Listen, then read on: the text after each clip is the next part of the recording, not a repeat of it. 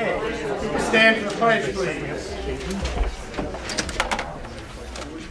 Pledge allegiance to the flag of the United States of America and to the republic for which it stands, one nation, under God, indivisible, with liberty and justice for all.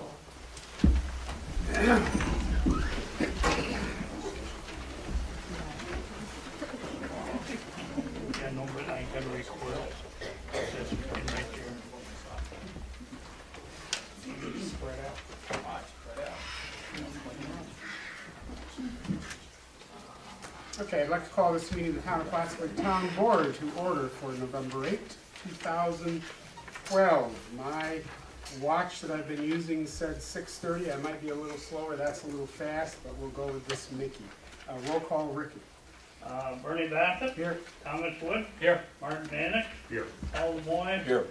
Rick Collins.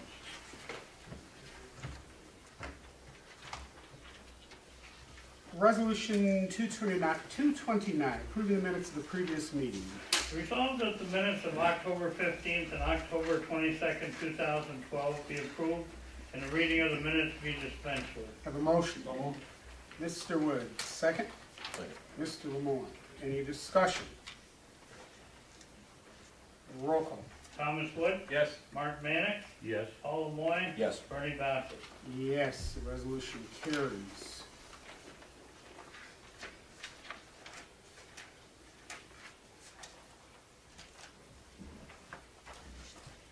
Okay, we have a public hearing scheduled for 6:35 on the 2013 budget, which is why I'm guessing probably most of you are here this evening. I guess I have to sort of try to watch between the clocks a little bit. We're certainly within a minute or two, and I'm sure we won't be done in a minute or two, so I'm going to go ahead and get us started. One of the things, the prime thing we want to do this evening is get a chance to hear from you all. Ask them to pass that down. And obviously, to the extent that's possible, we're going to ask everyone to make sure and state your name and address for the record. We like to try and keep everybody to about 5 minutes so everybody gets a chance to speak. Just normal protocol. I've got a statement I'd like to read, though, prior, and it may be helpful. And in light also of today, there were some messages that went out again with the radio, the newspaper. I know there's been a effort by a few individuals to get their message out, and I think this needs to be said. Given recent efforts by certain concerned citizens to get their message and opinions out to the community, I believe that it's time I respond to clarify some of the issues. First, it's important to acknowledge that we have been living during a period that has presented a number of economic challenges to homeowners, business, and government. It has been a difficult period to meet financial obligations, compete in the global economy, and survive with an ever-increasing cost of everything. There have been many difficult decisions made by other municipalities, schools, and business in our region that resulted in reduced services, sluggish growth, layoffs, as we saw in today's paper with the hospital, and debt. For some people, this has fashioned their demand to reduce taxes and create new jobs. Every day, cable news, as well as local radio and broadcasters, brings the economic picture into our life. Too often, this comes with the broadcaster's view and spin on both the cause and the solution. Let me share a few basic facts. Number one, the town of Plattsburgh, unlike most municipalities, does not have the general tax that is levied on property owners. Number two, the power of this board is limited by our authority, and often the greatest burdens we face are not within our power to change.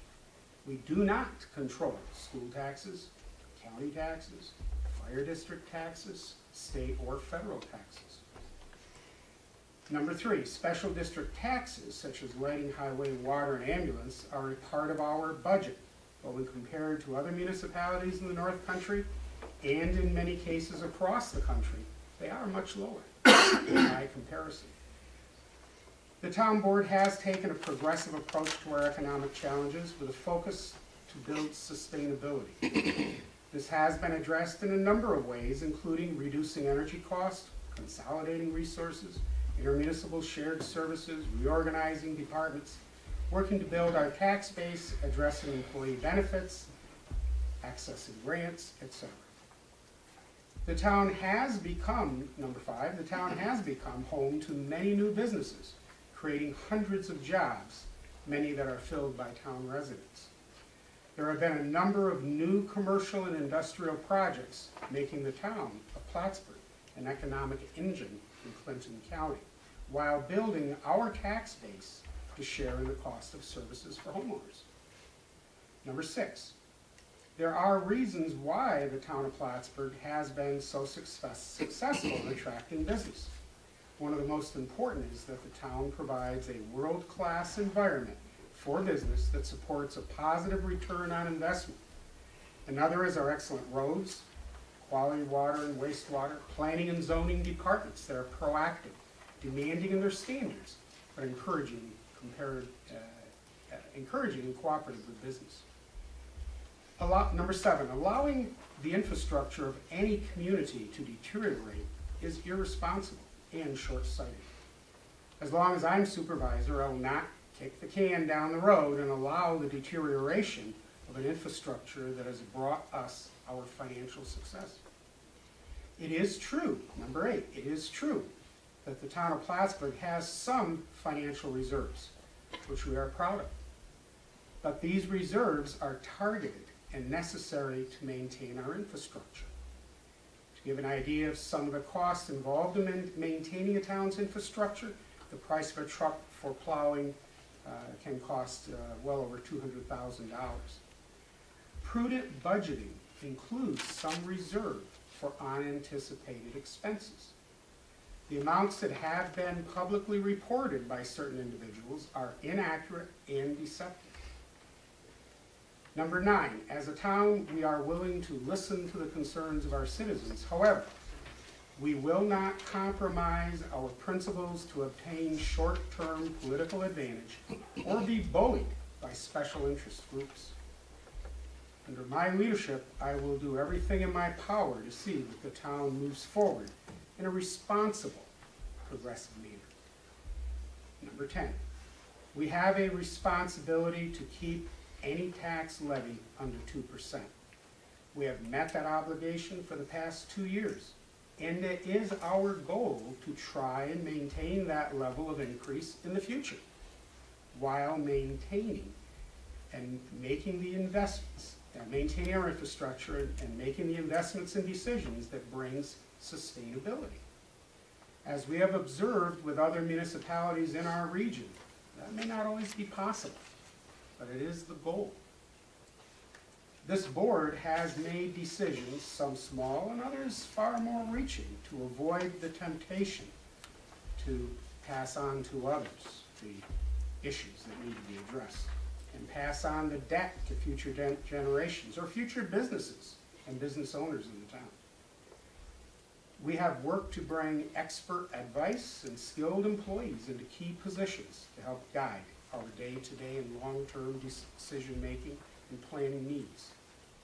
I believe that the record does speak well for the priorities we have set, the investments we have made, and the programs we have implemented.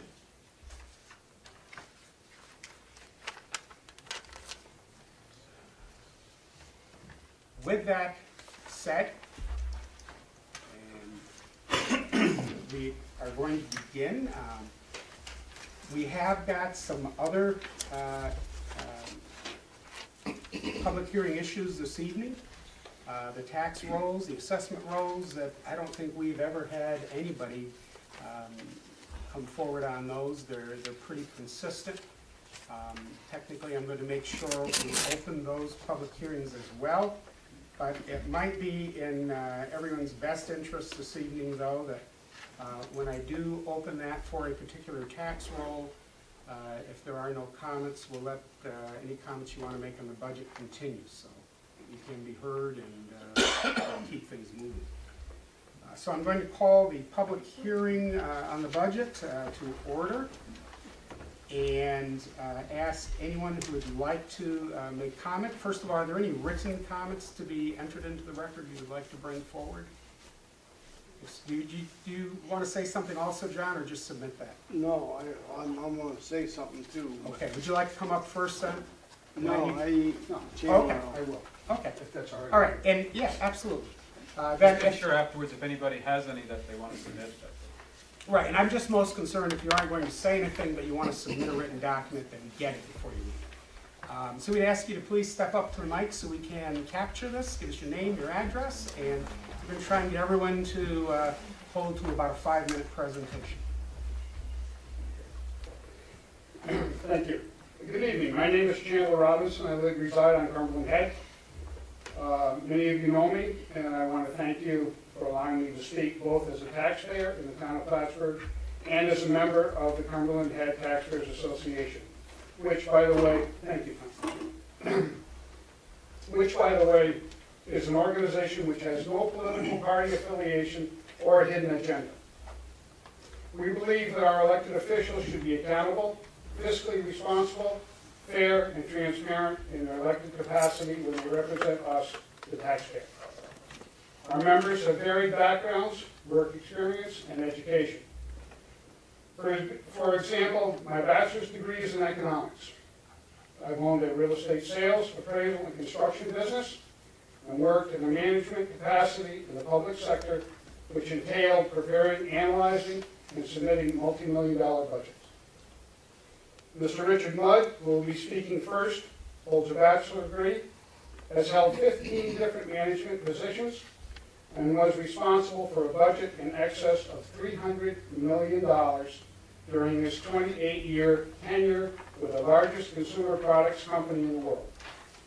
He has chosen to address the results of the initial information bulletin regarding the town of Plattsburgh spending proposals, transparency, and the petition he authored.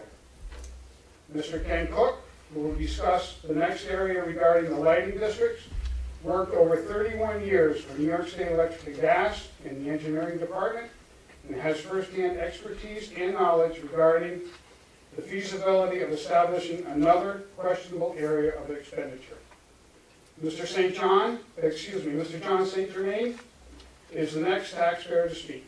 He served the public for 8 years as a councilman on this town board, the town of Plattsburgh, as well as 15 years as a school board member, and ran a successful construction business for 31 years.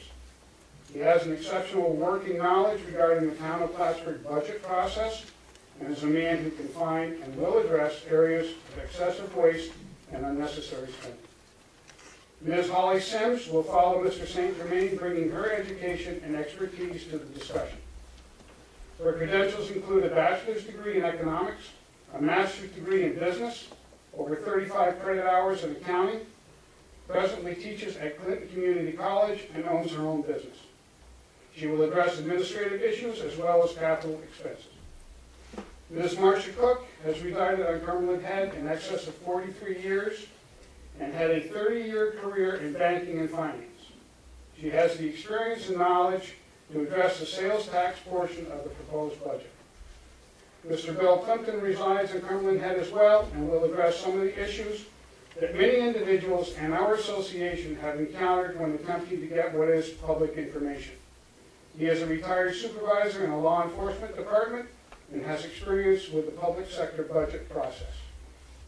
Mr. John Andrus, whose credentials are second to none and equally impressive, is the final speaker and will address areas which include both the water and the sewer departments. He holds 2 master's degrees, one of which is in public administration. With the state of New York for 10 years and an additional 20 years as head of the Clinton County Health Department. His wealth of knowledge in public administration and his managerial experience, as well as his successful completion of state administrative training programs, make him eminently qualified to cover his chosen topics. Even though our association has its roots in the Cumberland Head area, the membership is growing rapidly and now includes members who reside elsewhere within the confines of the town of Plattsburgh. We sincerely care about the way the town in which we live conducts its business. We are questioning both the necessity and the wisdom of establishing new positions and funding new projects at this time.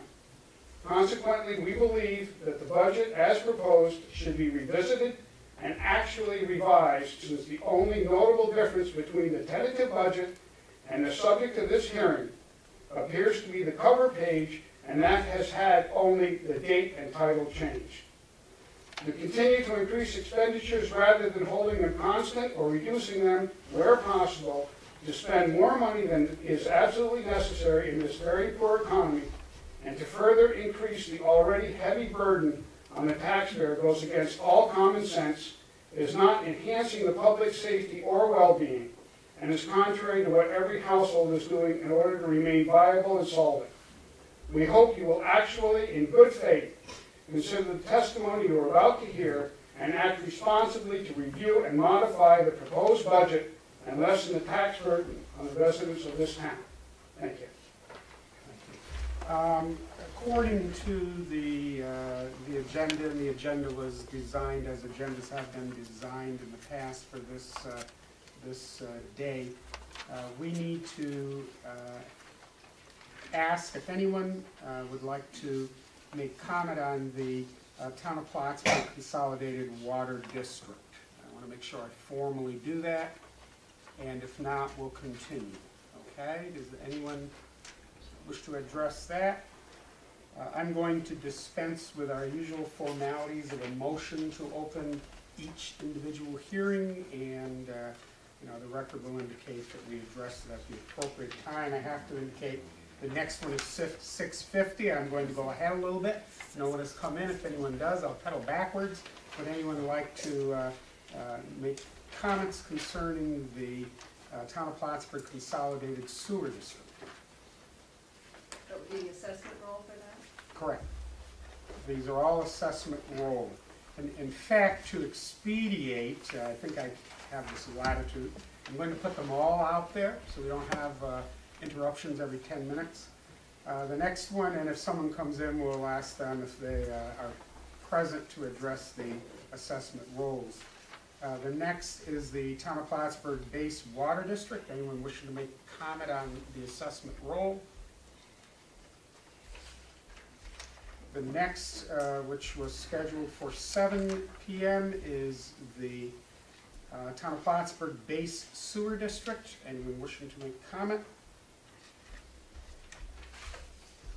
The next is the Town of Plattsburgh Base Storm Water District. Anyone wishing to make comment on that assessment roll? Next would be the Town of Plattsburgh Base Highway Maintenance Improvement Storm District. Anyone wishing to make comment? The Town of Plattsburgh Highway Townwide District. Assessment roll. The Town of Plattsburgh Lighting District. Bernie, I think we may want to make a point.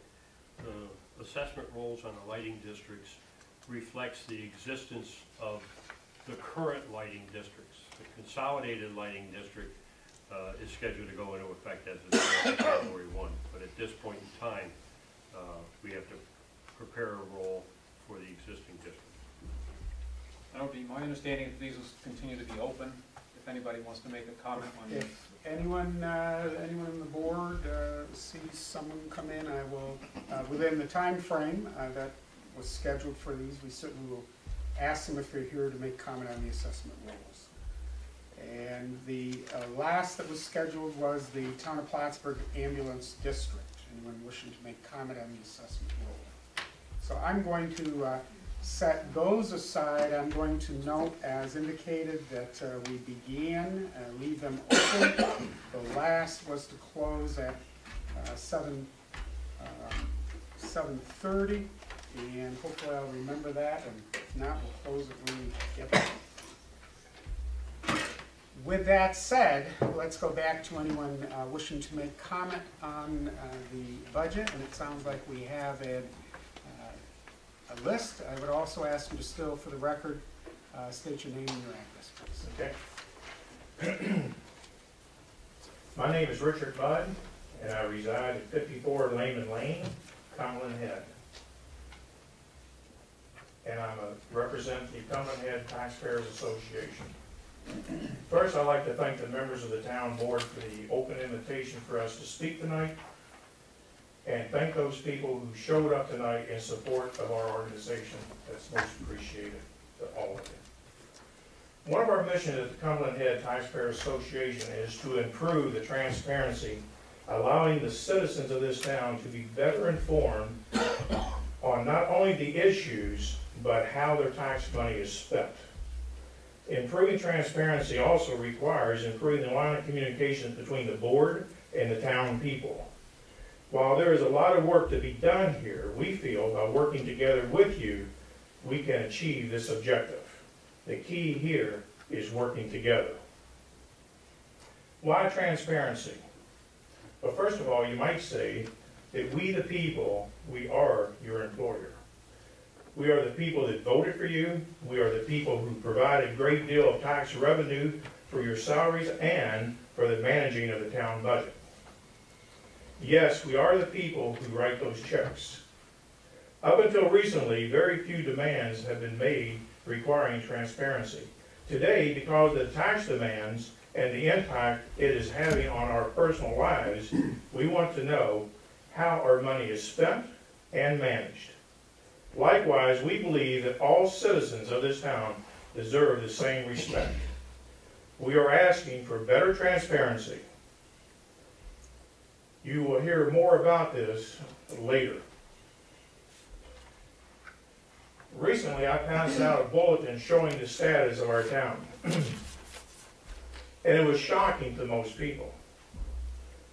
They know times are tough, but didn't realize what the big picture looked like. This was an eye-opener and created a lot of questions and good discussions. Across the board, people are very concerned, and taxes are at the top of the list. They feel helpless and not sure what to do, if anything. I can identify with them. I feel the same way. The only real thing they see is the prices of everything going up, including taxes. The coverage was a real eye-opener for me, learning how little people knew about the status of this town and who the town members are. A lot of work to be done here, but I must admit, I was one of these people just a short time ago. Considering the issues surrounding our 2013 budget, it was decided to do a last-minute asking the town people to sign a petition in an effort to freeze spending. While 97% had no problem signing, a few were reluctant because they needed more information. I highly respect these people and support their need for more data.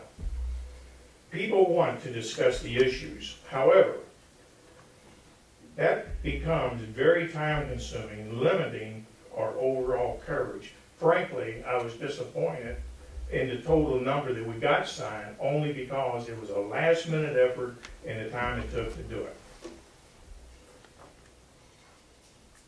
As a result of this, I have designed a program to present to our organization that will allow us to achieve a complete coverage of this town in 1 week. While it requires a great deal of work to set it up, it will provide the type of support needed to disseminate information, collect a petition if necessary, solicit support to attend meetings in numbers, and, most importantly, provide the information for upcoming elections. People will be more informed on the candidates they will be voting for in the future, and I've had a great deal of experience in doing this sort of thing. The fact is, we are here to stay.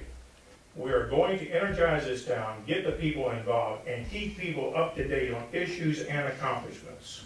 We are going to provide you, the town board members, with feedback on where these people stand. From a personal note, it is our understanding that the town of Plattsburgh is not the only town facing these issues. Hundreds of groups have formed across this state, taking a stand on taxes and spending. I think these groups should unite and take on Albany. It is like the old statement, if we continue to do what we've always done, we will continue to get what we've always gotten. Frankly, we are tired of receiving tax increases every year and accepting things at face value.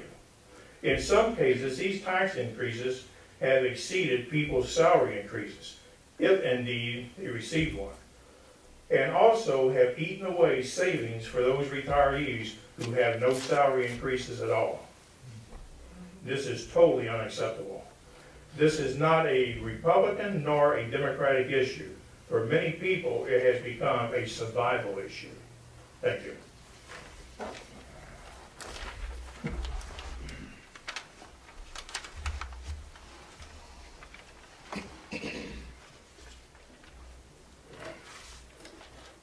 John Citrain, 81 New York. The following cuts can be made to the present budget without cuts in services. And I'm going to be a dollars man, and I'll tell you right up front. Some of the cuts that can be easily accomplished are your New York City trips reduced to one person per department, saving approximately $6,000. 3 newsletters last year with glossy paper, colored pictures. All you have to do is change it to black and white with recreational plans in it, and just mail out one paper for the whole year, and that would be a savings of $12,000. Reduce the conferences and meetings by 50%. Savings $30,000. It cost $61,000 last year. Cut the historian's salary 50%. That would be a savings of $6,000. Presently paid $9,000 more than any other town historian. There's no need for the bookkeeper now if you have a finance manager. That would be a savings of $16,000. There's no need for the deputy supervisor to receive an extra $12,000 for extra pay if you have a finance manager. Starting salary for a councilman, it's time to come in line with all the rest of the towns, and it should be $8,000 per year with a $250 raise per year and capped at $10,000. Savings would be, for 4 councilmen, would be $20,000 per year. The starting salary for the supervisor should be at $40,000 per year with $500 a year raise and cap the salary at $50,000. After all, you guys are all supposed to be for public service.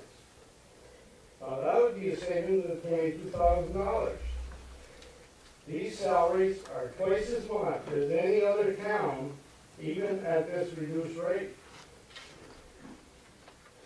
We should cease cleaning the uniforms that we buy for the water and sewer department, and that would be a savings of $8,000. I think it's generous enough that we taxpayers buy their clothes. I don't think we should have to clean them. I think no purchase of clothing for personnel outside of the water and sewer and highway departments, that would be a savings of $6,000. Many of the departments get jackets, fleece jackets, what have you, paid for by we, the taxpayer. I also understand that now you're in the process in the budget for 2 more welcome to the town of Plattsburgh sign for $5,000. I voted no when I was on the board against it. They could be made at that time in Gabriel's for free, but because Gabriel's was doing them free, but they weren't in the town of Plattsburgh, then the supervisor felt that we should go with a town of Plattsburgh business, even though it's going to cost us $10,000 instead of it's free. I think it's time now that you people realize that the gravy chain should be over, and people just cannot afford, with the price of gas, medicine, food, and what have you, they're up against it, and I think it's time you people should give these people some kind of consideration. Thank you.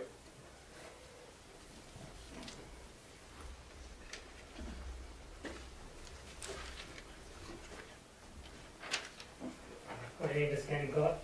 I'm with the Normal Head Taxpayers Association. I live in town of Plattsburgh. And I'm here to talk about the proposed purchase of the streetlights. I worked at NICEAG for 32 years. About a year as an apprentice lineman, and then for over 31 years in the engineering department.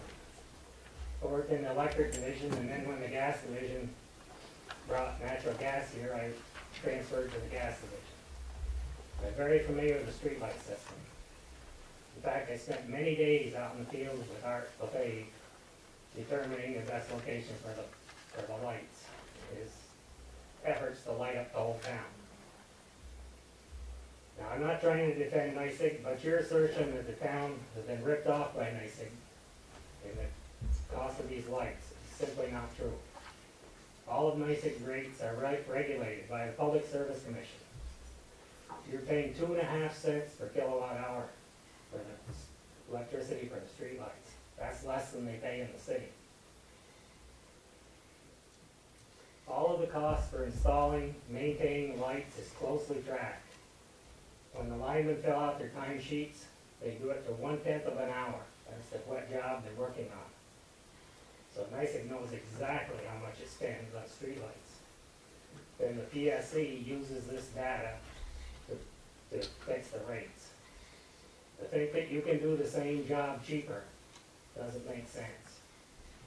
You might save a little bit on your labor costs, but not much. The town now pays $93,000 for rent, plus $23,000 for electricity annually, for a total of $116,000 for 1,300 lights. This seems like a very good deal to me. You propose to spend $400,000 to buy these lights, $50,000 for a used bucket truck, $18,000 for fuse disconnects.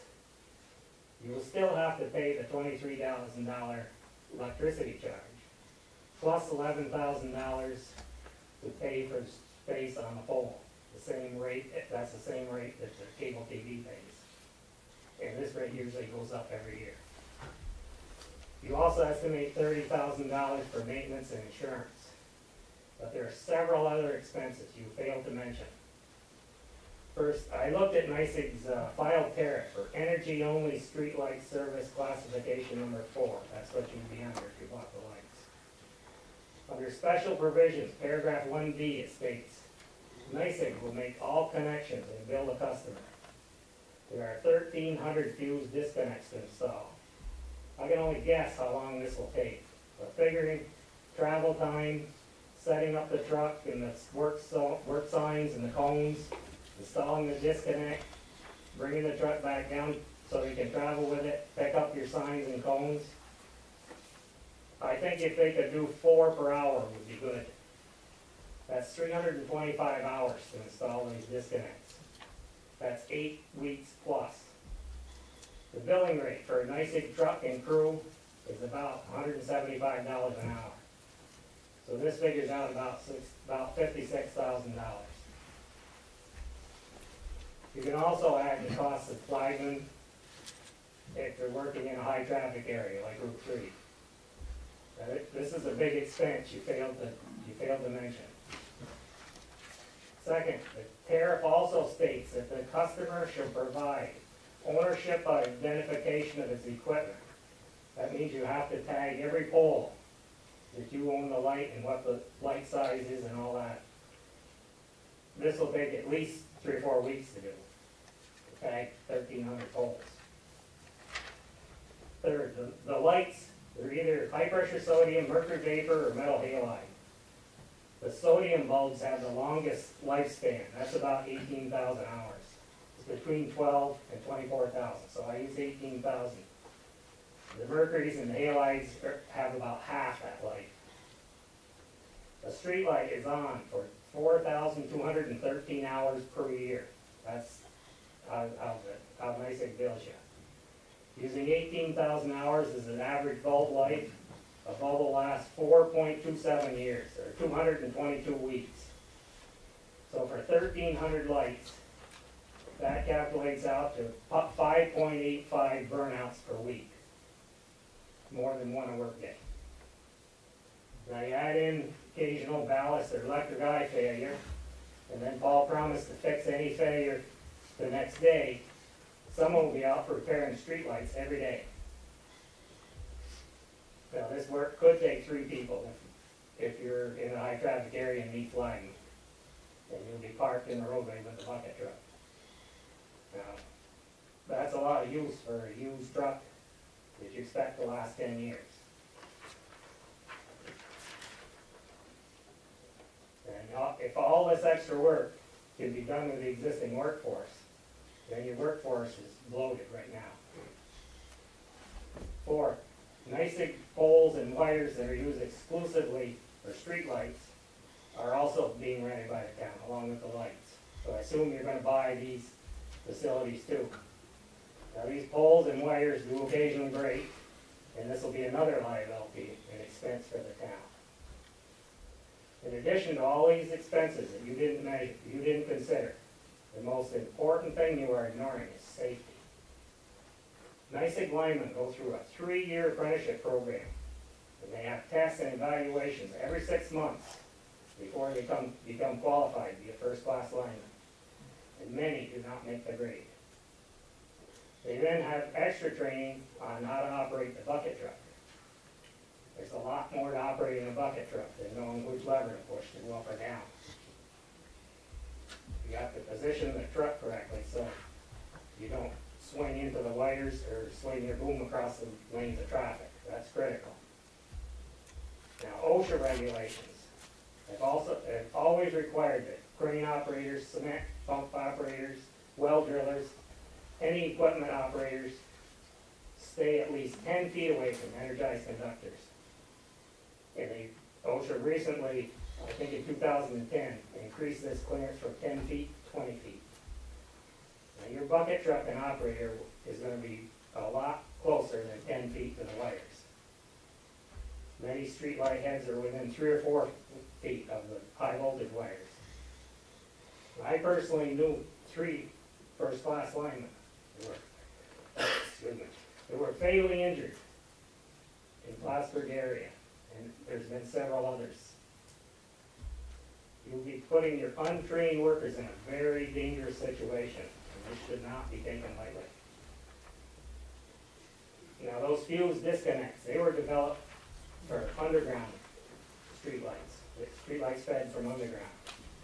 The NYSEG requires them, so you won't be working 120 volts live.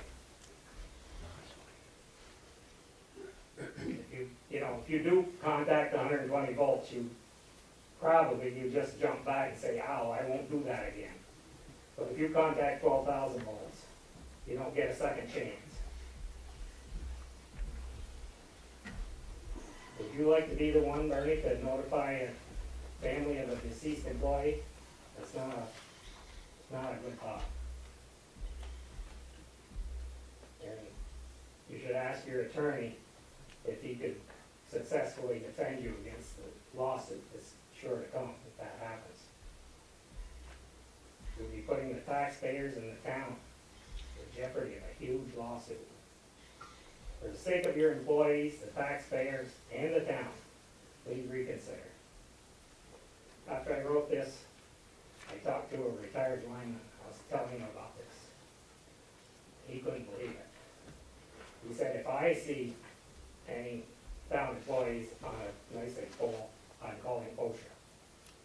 That's what he told me. And I think that's a good idea. Now, I gave you a lot of information. I've got some copies here. I appreciate it. Each one a copy. I want to put that in the record. Yep.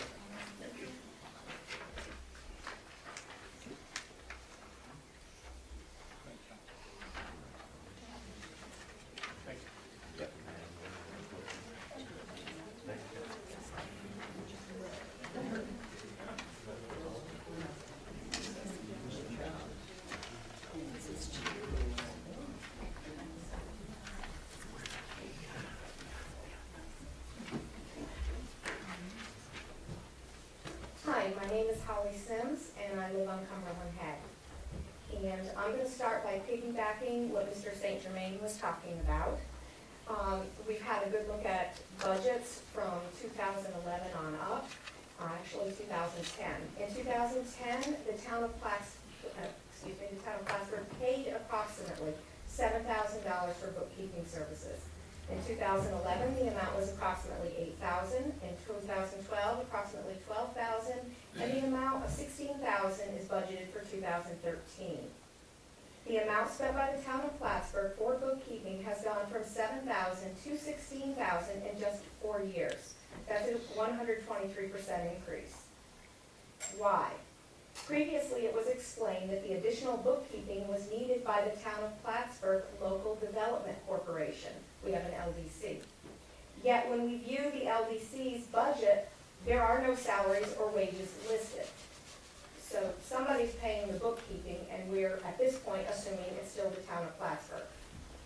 So please explain why it is necessary to have these kinds of increases for bookkeeping when the town also employs a chief fiscal officer and his helper, a payroll and budget officer, a senior account clerk, an account clerk, a wastewater senior account clerk, wastewater account clerks, tax receiver, deputy tax receiver, and the new position of financial manager, all to the tune of $543,000. The $543,000 for salary and wages represents a 25% increase in dollars from last year for employees performing accounting type duties. That's over $500,000 that has been budgeted for salaries for accounting related duties. If you include benefits for those same employees, the town is planning to spend about $750,000 in compensation for accounting related positions. Why does the town need to increase spending so much on bookkeeping when we have so many other financial positions? More importantly, why are we maintaining the bookkeeping position in 2013 when we are adding another full-time financial position, a financial manager, to our payroll? Each new employee that is added to payroll represents a potential lifetime liability to the town and thus the taxpayers. We pay wages, health benefits, pension, payroll taxes, and workers' compensation for these employees while they are employed. After they retire, we continue to pay post-employment benefits in the form of retiree health insurance. Currently, the town's long-term liability for post-employment benefit or retiree health insurance is $8.5 million. That liability will continue to grow. Please consider this growing liability along with the day-to-day costs of personnel before hiring new employees. Town officials are also planning to buy a new camera truck used to examine sewage lines for leaks and blockages. The new camera truck will cost between $140,000 and $180,000. During the budget process, Councilman Lemoy asked Mr. Bassett how often the camera truck would be needed, and if it is truly needed, could the town of Plattsburgh share the expense of the camera truck with a neighboring municipality? Mr. Bassett had no direct answer for Mr. Lemoy.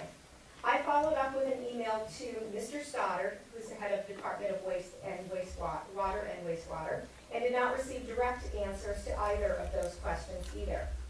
Upon further investigation, I discovered that the city of Plattsburgh has a camera truck, which the town of Plattsburgh has borrowed in the past. Is sharing no longer an option? Has anybody asked the city of Plattsburgh about continued sharing? Additionally, I was told that the town of Plattsburgh has a camera truck and a camera trailer already. The camera trailer was given to us by Park, and it has two cameras. One, a crawler camera, identical to the one the city of Plattsburgh has in their camera truck, and a smaller one which can go into laterals. Is this true? Does the town of Plattsburgh still have this equipment? If so, why can't we use it? And if not, where did it go? Also, if you don't know how often you'll be using a camera truck, how can you justify spending the money on a new one? If you absolutely must spend this money, then why, in these difficult times, aren't you looking into shared services with other municipalities? Times are tough, and we must all live within our means, and that includes the town of Plattsburgh. There was an In My Opinion piece in yesterday's Press Republican, November 7th edition, and it referenced vision to action. For those of you who don't know what Vision to Action is, it's a grassroots effort to reverse the negative economic trend in the North Country. Following is an excerpt. Colin Reed presented a most sobering fact about our state and our region. Colin Reed is the head of the Accounting and Economics Department at Plattsburgh State. He is on the Vision to Action Committee, and he also has his own business dealing with economic research. And he said, the current demographic of the area indicates a static, if not decreasing birth rate, a ballooning rate of college-age students, an immediate decline of the working age population, age 24 to 60, who are wage earners, and a huge increase in baby boomer population as they reach retirement. The results were typical of what he called a declining economy, where the size of the remaining earning group is insufficient to generate the taxes necessary to support the increasing social and economic demands generated by increasing retirements. He also said this trend would accelerate the rate of citizens departing the area. So we have less younger people working, earning money to pay for those who are retiring. And the result is people leaving the North Country. Vision to Action is grappling with all aspects of the North Country's declining economy. We ask town officials to do the same. And we would like town officials to please recognize that we are in a declining economy. At a recent town board meeting, Councilman Wood chastised the Cumberland Head Taxpayers Association and accused us of scaring people with information about the economy. Well, Mr. Wood, there has been no untruthful information disseminated about the economy by the Cumberland Head Taxpayers Association. The Clinton County unemployment rate is hovering around 10.5%. Local food stamp usage has doubled. Local home values and sales are well below their 2007 levels. There has been a net decrease in local public school enrollment of approximately 1,600 students.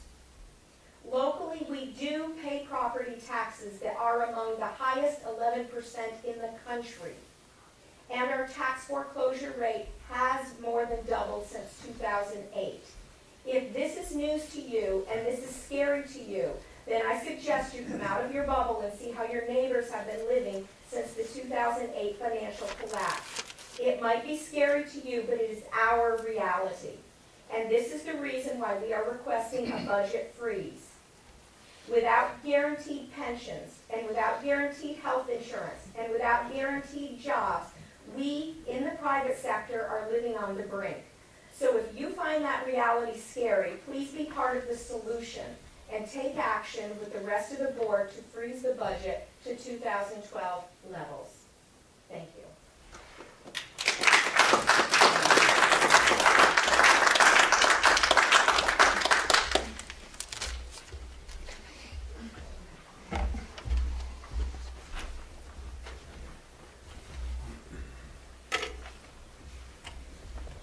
Hi, I'm Marcia Cook. I live at 14 West Shore Drive on Cumberland Head.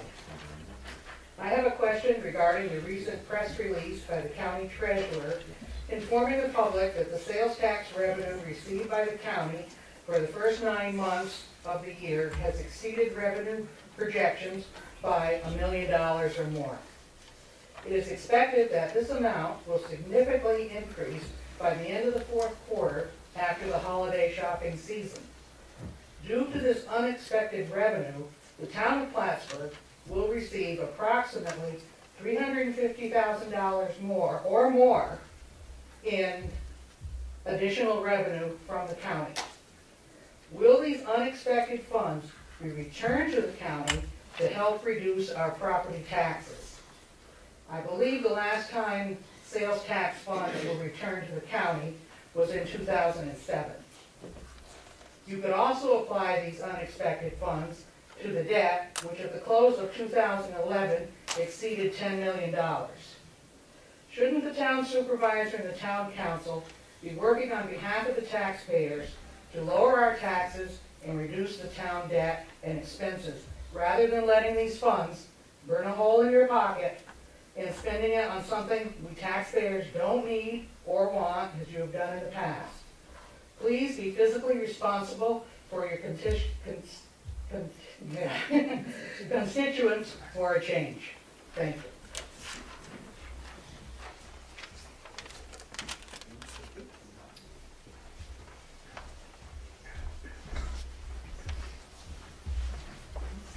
Bill Plimpton, Cumberland Head.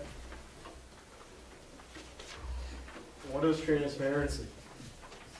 Transparency is the foundation of accountability.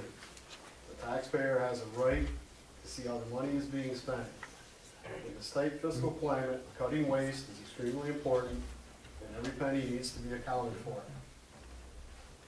We are not here to micromanage your actions and decisions, but to remind you that you were voted into office to work on the taxpayers' interests, not special interests. There is waste in this budget, and considering the economy cuts need to be made to reduce the burden on us, the taxpayers. You have heard several concerned residents speak tonight. This hearing is being recorded for broadcast. Will this be shown in its entirety on public access television, or will we be edited out again, denying residents unable to attend to watch and be informed? We are an educated, informed, and concerned, but more importantly, fiscally responsible group. The impression that I have felt in the past is a condescending attitude from the board towards this group of taxpayers. We have been labeled as complainers and troublemakers. We are not. We are concerned. Winston Churchill said, "Democracy is the worst system devised by the wit of man, except for all the others." It's better than the rest because it gives every citizen the right to participate and to be heard. That means it is up to us. Democracy will not work well unless we citizens get involved, speak up, and exercise our rights. Plattsburgh is our home. We are involved, and that, after all, is what makes democracy work.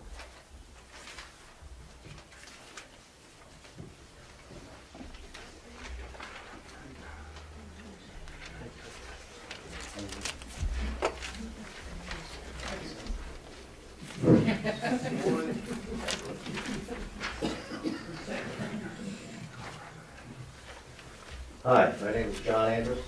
I live on Cumberland Head, 303 Cumberland Head Road, Plattsburgh, New York.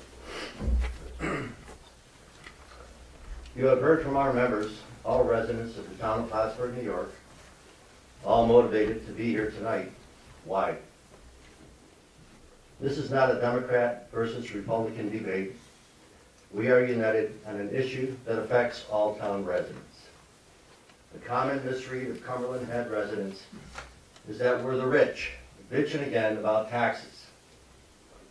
Yes, there are people who live on Cumberland Head with some wealth, but the majority are not of great financial means. Many are retired and attempting to live with the remnants of their pensions and 401ks. Many residents who would be here can't be here. They're working a second or third job and all struggling to pay their household bills, but many have signed our petition. So why are we here tonight? What could have motivated those folks to sign the petition and those of us to be present here tonight?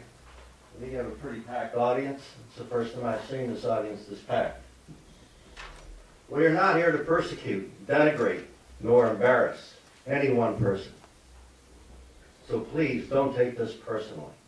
You're all professional politicians, and we are the concerned voting citizens. We believe the town's public services are performed well. Maintenance of roads and highways and delivery of a quality public water system.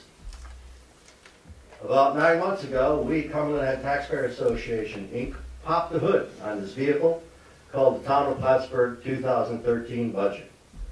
We applied our academic and life skills to understand the mechanics of it, asking questions on why, what, how, when. You know the scenario. the usual management questions. Our concerns were raised when members of CHTA, Cumberland Head Taxpayer Association, encountered resistance to accessing public information for no valid reason. In my 30 years of public service, I learned one of the cardinal rules of government policy is the concept of open government and public access through the FOIL process. It is New York state law, so why the resistance? What were you afraid to let us see or know? We certainly were not threatening anyone. We are here tonight first to demand transparency and accountability in our town government. This is our town, our business, our money, and by law, you work for us. Upon being elected, you are entrusted by us to make the best financial decisions for all of us. The 65-year-old widow, the single parent mom raising her children and working, all of us. It's called fiduciary responsibility. This budget blatantly violates that trust. You have heard from our members emphasizing their key findings they discovered while looking under the hood. Mr. Mudd, with a successful business background in marketing for a Dow Jones 100 firm, he spoke with hundreds of town residents in the last few weeks. Initially, he was focused on property taxes and assessments.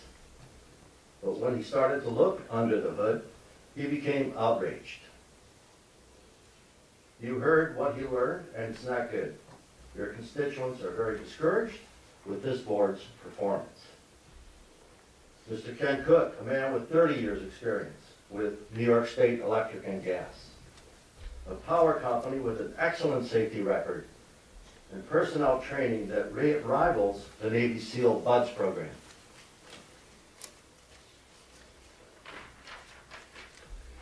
He is stating for the record that your proposed municipal lighting scheme will severely jeopardize employees' lives and their safety. Will also expose the town to significant liabilities. A local fireman told me recently of a contractor electrician they watched hanging from a power line while he bled out when his arm was torn off by hot power lines. Because the wind blew his dangling wrench into the line. They had to wait, unable to help him, until the power was turned off, which was too late. This happened right here in Plattsburgh on Veterans Lane. The budget proposed by Mr. Lemoy for the proposed lighting district is a mystery to anyone who analyzes it. It has such a magic quality that it really belongs in Las Vegas. We ask you to please not go forward with this concept. It reflects potential gross negligence and fiscal irresponsibility. Secondly, we're here because what we found has raised our concerns and our anger by your mismanagement of our monies. It's not just about taxes. We are all willing to pay our fair share. It's about the lack of prudent fiscal management. Mr. St. Germain has found more than $150,000 in unnecessary spending. It's all itemized for the record and your use. John's tenacity is reflected in his many years as a private, successful businessman and through his public service as a councilman for this very board. He understands the phrase, there is no free lunch. We ask that you freeze the budget and implement these recommendations that he's made that's being responsible fiscal managers. In the water and sewer department, we found excesses of $260,000, personnel line items vacant and carried year to year, including summer help totaling $150,000. The cost to the taxpayer is compounded when you apply the current fringe benefit rate at nearly what we're told, 74%. We're paying for phantom positions. Mrs. Sims, a professor and student of economics, looked under the hood and found over $6.5 million in excess monies. Surprise is an understatement. These surplus funds represent 30% of the 2013 proposed budget. This is a mismanagement of our tax dollars. Our local unemployment rate approaches when all are tallied into that rate, approximately 18%. Tax foreclosures have doubled, real estate sales are dismal, and we in Clinton County rank in the top 11% nationally with the highest property taxes. You heard from Mr. Bill Plimpton regarding your lack of public trust and a demanding attitude toward the taxpayer, or as you've been heard to say, Joe Voter. Is that the same Joe Voter living alone, 65 years old and trying to survive below the poverty income level? Ms. Marcia Cook has reviewed the sales tax revenue and stated her findings. Why aren't these dollars applied to decrease the tax burden? You also heard recently from an owner of a local car dealership, Garvey Hyundai, regarding their taxes. The taxes paid in this town are in the highest of any other businesses they have in the metro Albany area. What kind of message are you sending to the area's small business people? Are you only concerned about the big box stores? It's the local business people that are the true engines of our economy. We have not created this antagonistic relationship. You have by your lack of regard for us, exemplified in blatant fiscal management of our monies.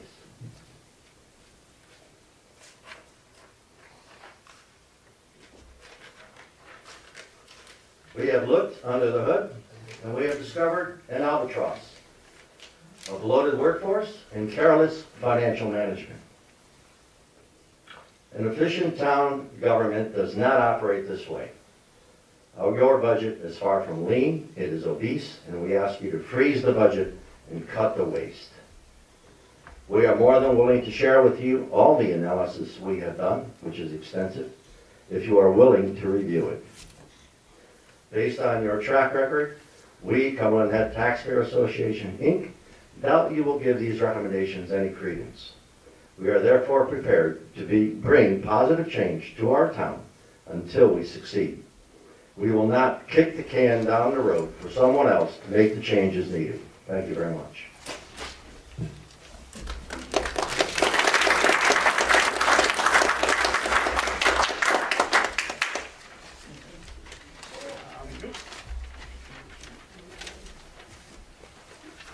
Hi, my name's Deb Pasco. I don't have a formal presentation, and I wasn't even planning to speak tonight, but Mr. Bassett, something you said set me off a little bit. You referred to being bullied. If that's how you construe a group of interested people within your town, people who voted you into the office that you're in, then I think rather you might be the bully. All that people are asking for is a sharing of information and an ability to be engaged in the process. We're seeing that nationally with record voting at our school vote last year, record number of school board election voters. People want to be engaged because they're feeling more now than ever before the pinch of this economy and what it's doing to them. I'm growing up in the neighborhood. I'm living in the neighborhood that I grew up in. So I'm living next to elderly neighbors, women that have lost their husbands over the last several years, people that I grew up with their kids. So these are, I live in an elderly population, and they're hurting and they're worried. When I was running for school board, they told me how afraid they were of these increases in taxes and afraid of being taxed out of their homes. These are genuine concerns. This isn't frivolous, and we should be allowed to ask questions. You made some statements recently about the number of FOIL requests received by the town. Those were inaccurate and untrue, far bloated, made it look like you're being bothered a little too much. Well, that's your job to be bothered, every one of you. It's your job to be bothered. That's what you took on when you took on these positions. And how dare you look at us like we're not supposed to question you. Eleanor Roosevelt said that no one can make you feel inferior without your consent. Well, I'm not giving you my consent. You don't get to make me feel inferior. You don't get to make me feel like I can't question and I can't ask. That's what these people are asking right now, is just to have some open communication and sharing of information. And if that's too much for you, then you should consider not running next time around.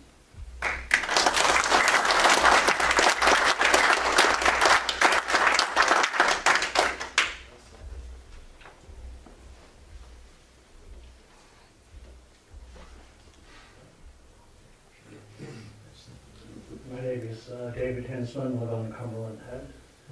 And I'm not, didn't plan to speak tonight, and I'm not a member of the Cumberland Head Taxpayers Association. I would like to kind of comment on something Mrs. Sims mentioned about demographics. Demographics in this, I think, county she was referring to is a declining number of youth. That's not happening just in Clinton County. Take a look at Europe. That's what's happening in Europe. Fact of the matter is, it's happening worldwide. It's happening in China. It's happening in Japan, Russia. Those countries are going out of business, is the reality. And this country, I don't think, is very far behind it. This country is headed for real trouble. And I think we all have to tighten our belts. We have to be very careful. There's a financial cliff, and I believe we're going over it. And one of the quotes I often think of is a quote, I think it's by Sir Edward Grey, August 1914. And he said, "The lamps are going out all over Europe. We shall not see them lit again in our lifetime." I think that's what we're looking at. I lived in this town for 37 years. I've enjoyed every minute of it. I'm a physician. I've cut back my work somewhat, but when I look to the future, I don't plan to retire. I'll work until I can't work or I drop dead or whatever. I mean, it's that bad. I think if you got a job, you hold on to it, but I think you have blinders on. You've got to look at the overall picture. Things may look rosy in many respects in this town, and I don't disagree with that. But I think we're headed towards something we cannot escape, and you've got to be very careful about how we all manage our funds. Thank you.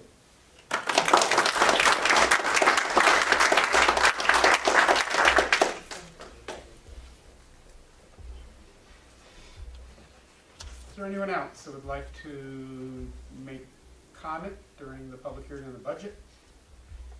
I left my notes here. I want to be sure that I formally close, and I'm going to ask one more time in case I missed someone, if there was anyone that wanted to make comment during the public hearing phase on the assessment rolls. John?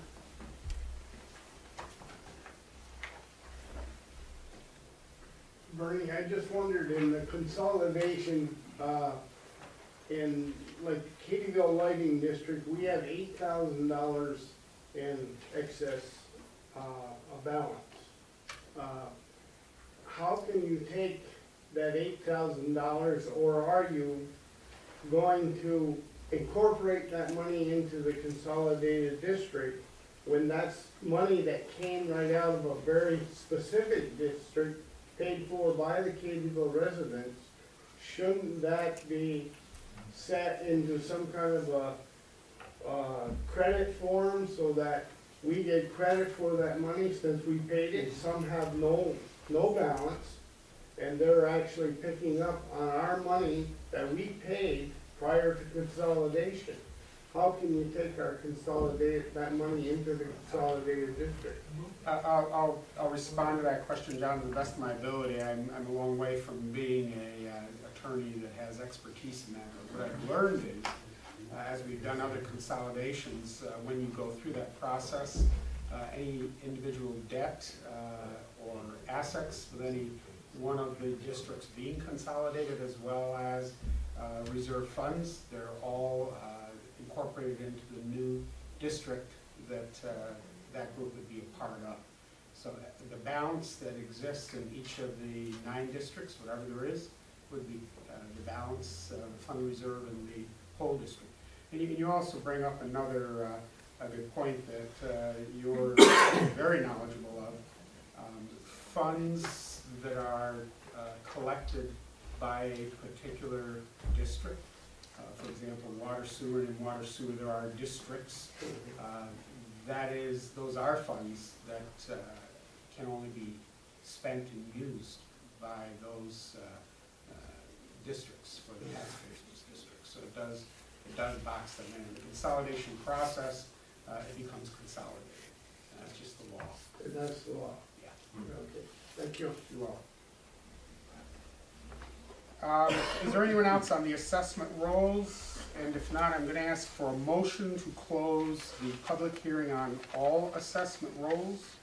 I'll put that with the notes on the ambulance district. I have a motion to close. So Mr. Mannix, can I have a second on that? Second.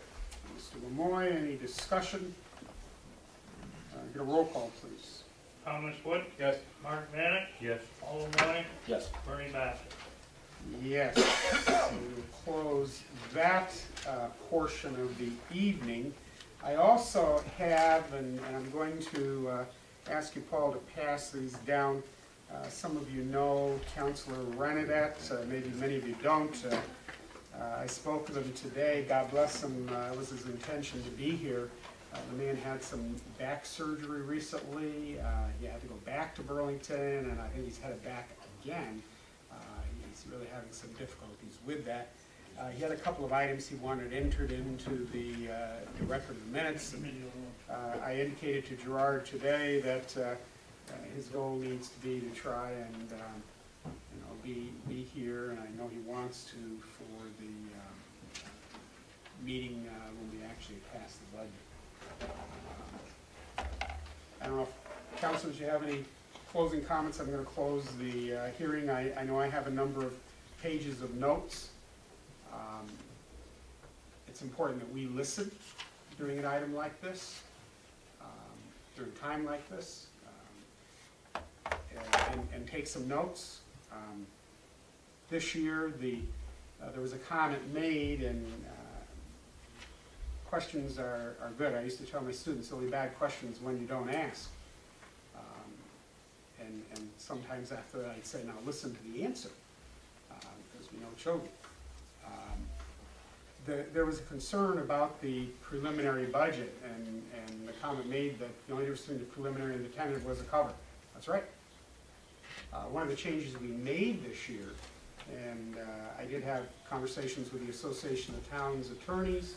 In fact, they indicated it might be a better way to go, was not to impact change, and they indicated many municipalities do that, because if we generate a preliminary budget before we go through the public hearing in the budget, to a great extent, you've ignored it.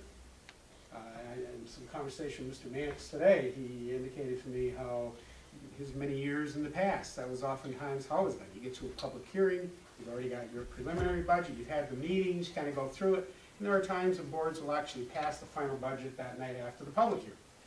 It's kind of a done deal. We chose not to do that. To enable us, we met with our department heads.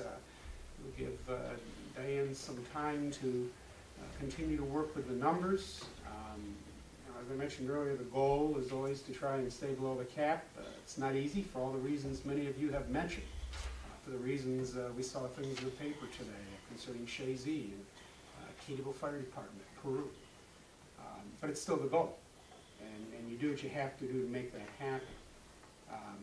But this enables us to have some feedback and to consider your concerns and what is the best. I know there was a comment made, I think it was Mr. Anders made the comment, we're entrusted to make the best financial decisions for all of us. And I know there are some of you that are fairly new faces in here. I can't convince you of anything. All I can do is, again, give you information. The information I have is I firmly believe myself and the other 4 counselors accept that. Trying to make the best decision for all Town of Plattsburgh residents, 48 square miles, the future, business, homeowners. I think sometimes we forget the 5 of us up here are also homeowners and working people who also have to pay not only this year's bill and the future bill. As I mentioned about trying to be progressive and make sure we continue to grow. Dr. Hinsman, you're absolutely right. Right now it is a little bit better for most people and for the municipality in general than my colleague supervisors in many of the other towns. I don't know how long that will continue either. And we know a lot of it is things none of us control, like Canadian traffic, the dollar at the border. we ride the wave, if you will, but what do we do with it? The decisions we're trying to make are those that will try to help this continue in our little part of the state and the world. Factors we can't control, we've been through them. Some of them we missed, like Sandy, that cost. They're tough questions. And sometimes we get tired, and sometimes I may say things and project an attitude. I can't see my face. And, you know, I know what I'm saying, but I don't know what my body language is saying. I may say one thing and my body looks like something else. I don't know that. But I do know that we're trying to make the best decision. We have to make decisions about how to use funds. Funds that come to us from a lot of places, which is one of the reasons I mentioned we don't have a general tax, thank God. We have general expenses, and we can meet them so far in other ways. Sales tax is a big item.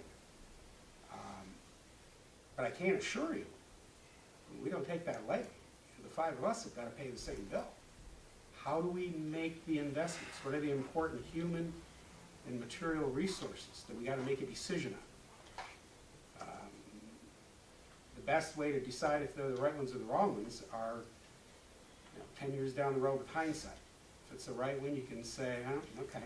If it's the wrong one, you can go back and fix it. We know that. One of the reasons why this preliminary budget didn't change is because, and I'm going to promote that in the future, that we do not change it until we've had the public hearing, and we've waited until the last possible minute to look at all the information that we get, economic information and so on, and then make a final decision, and not make it prematurely and make it before we listen to the community. Councilors, do you have any concluding comments before I close the public hearing? I would like to make a few comments. There were some comments made that made me think that there are people here who believe there is an adversarial relationship between the board and the Taxpayers Association. There isn't an adversarial relationship between the organizations. When people speak to the fact that information was withheld, I'm in this office on a daily basis, at least 4 days a week. I'm really at a loss to understand where that comment's coming from. We work very hard to have a very open and transparent government, and we make that information available. There is a FOIL process that has to be followed. We can't ask some people to follow it and some other people not to follow it. It actually gets in our way of being, if you will, the small town that we've been for many years, where somebody would come in and want something and somebody could walk down the hall and run something through a photocopier and give it to them. We can't do that. We have to have people follow that FOIL process. As we said, we have to treat all people the same way. But certainly there's no intent to withhold information. I know multiple years of budget information was made available, readily made available. And again, there are instances, and I'm not going to get into the specifics of them, but there's details that were shared where I wish somebody would have asked a question before they put the information out, because it's clear to me that somebody misread something in a budget, perhaps, that they were looking at. There is an element that I'll tell you that is a little bit. I feel like some of the people, you're preaching to the choir.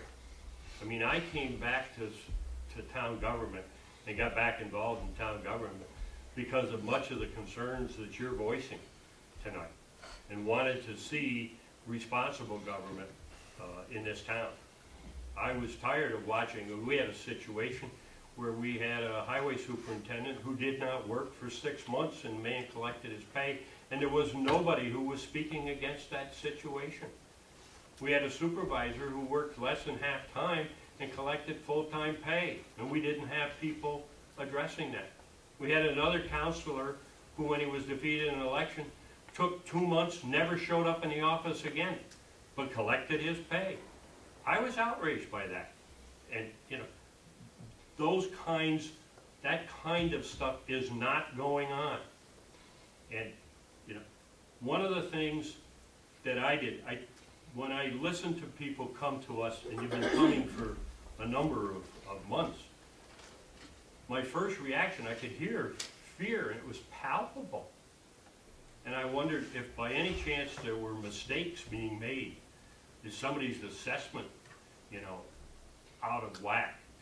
Is there, you know, and it can happen. Is there something wrong with, you know, a tax bill? So I went in, and this is all public information, okay? I went in and I looked at certain situations. And I'm not going to get into names because it's not my purpose to embarrass anybody. But I can tell you, here's a person, $176,000 home on Cumberland Head. The increase in taxes pays $3,951 in total taxes. The increase in taxes paid to the town, both special district and the general tax in the town of Plattsburgh, which is really only the highway tax and the ambulance tax, $18. And I'm almost wondering, why is that person speaking to the town about the problem? You know, the bulk of their taxes are being paid to other entities. Here's another person, $112,000 assessed value on Cumberland Head. Their increase between 2010 and 2011 was $10 for the town of Plattsburgh. Here's another person, $200,000 home was $17 was the increase. Now that can seem skewed, and that it's the special district costs that skew it, because those are use rates that people pay. So you can have a $200,000 house and you can have a $100,000 house, and the difference may not be much. But for that person, their difference between 2010 and 2011 was 17.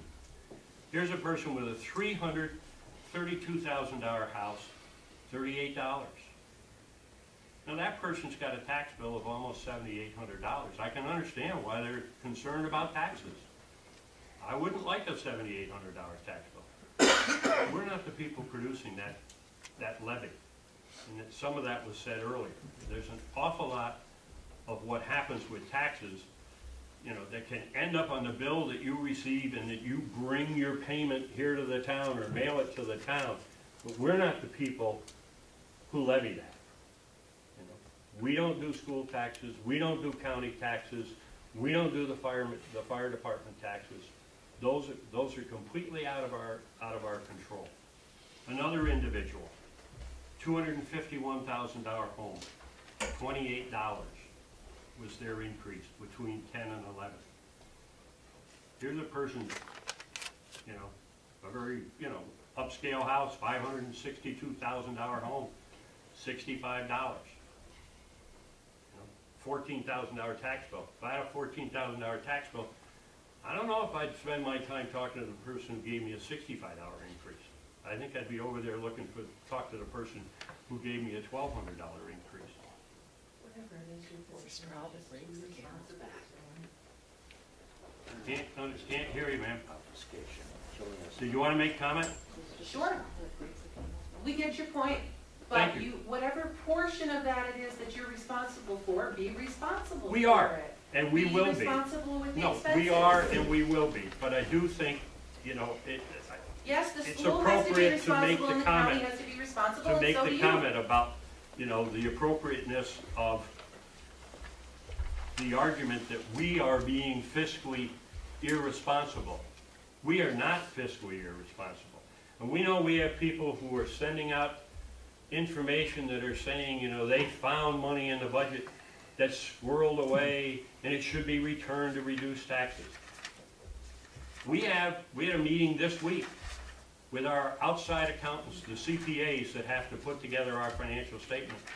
They want us to have more money set aside. They're uncomfortable with the fact that we don't have higher reserves. What is your current fund Okay. balance? We don't know. Pardon? What is your What's your current current fund fund balance? balance? I'm gonna say $570,000. For general fund. $570,000. But you didn't know that a week ago, huh? Who said that? What's the point of that? No, I wouldn't Well, comment without You're- the budget you're- officer's You're making the response. comment to me, but you're talking about him. No, You well, didn't she's, ask me that question. she's trying to make some point about me. There's no way when I get a specific line item question, even one as important as that, I'm not gonna be quoted with the wrong answer unless I can converse with our budget officer to be sure what was it. What I know it wasn't is over $5 million. Oh, it's a cash balance. Okay. I really don't want to. It's in the AUD. All right, and I will stop, I will go on with a couple more. Thank you. Yes, Yeah, I got an assessed valuation, I went up 33% on a vacant piece of land, or even a doghouse on it. And that's what I got for, they wanted to substitute for $100,000. They worked it out to $65,000, and I've been paying approximately about $23,000. I got a 33% raise. in the assessment. That's what I got 3 months ago. Mhm. And I'm not happy with it. Are you, Vacant property. Yep. Yeah, so this is your assessor, it says, and then he turns around and he says, why don't you sell it to Kenny Musso? Who the hell is Kenny Musso? He sleeping together? Huh? I don't know what. They sleeping together? I don't know. That's your assessor that, as far as I'm concerned, he's a dirt. Okay, I'm about to close this portion. Tom's indicating he'd like to make a comment. Just a couple of things.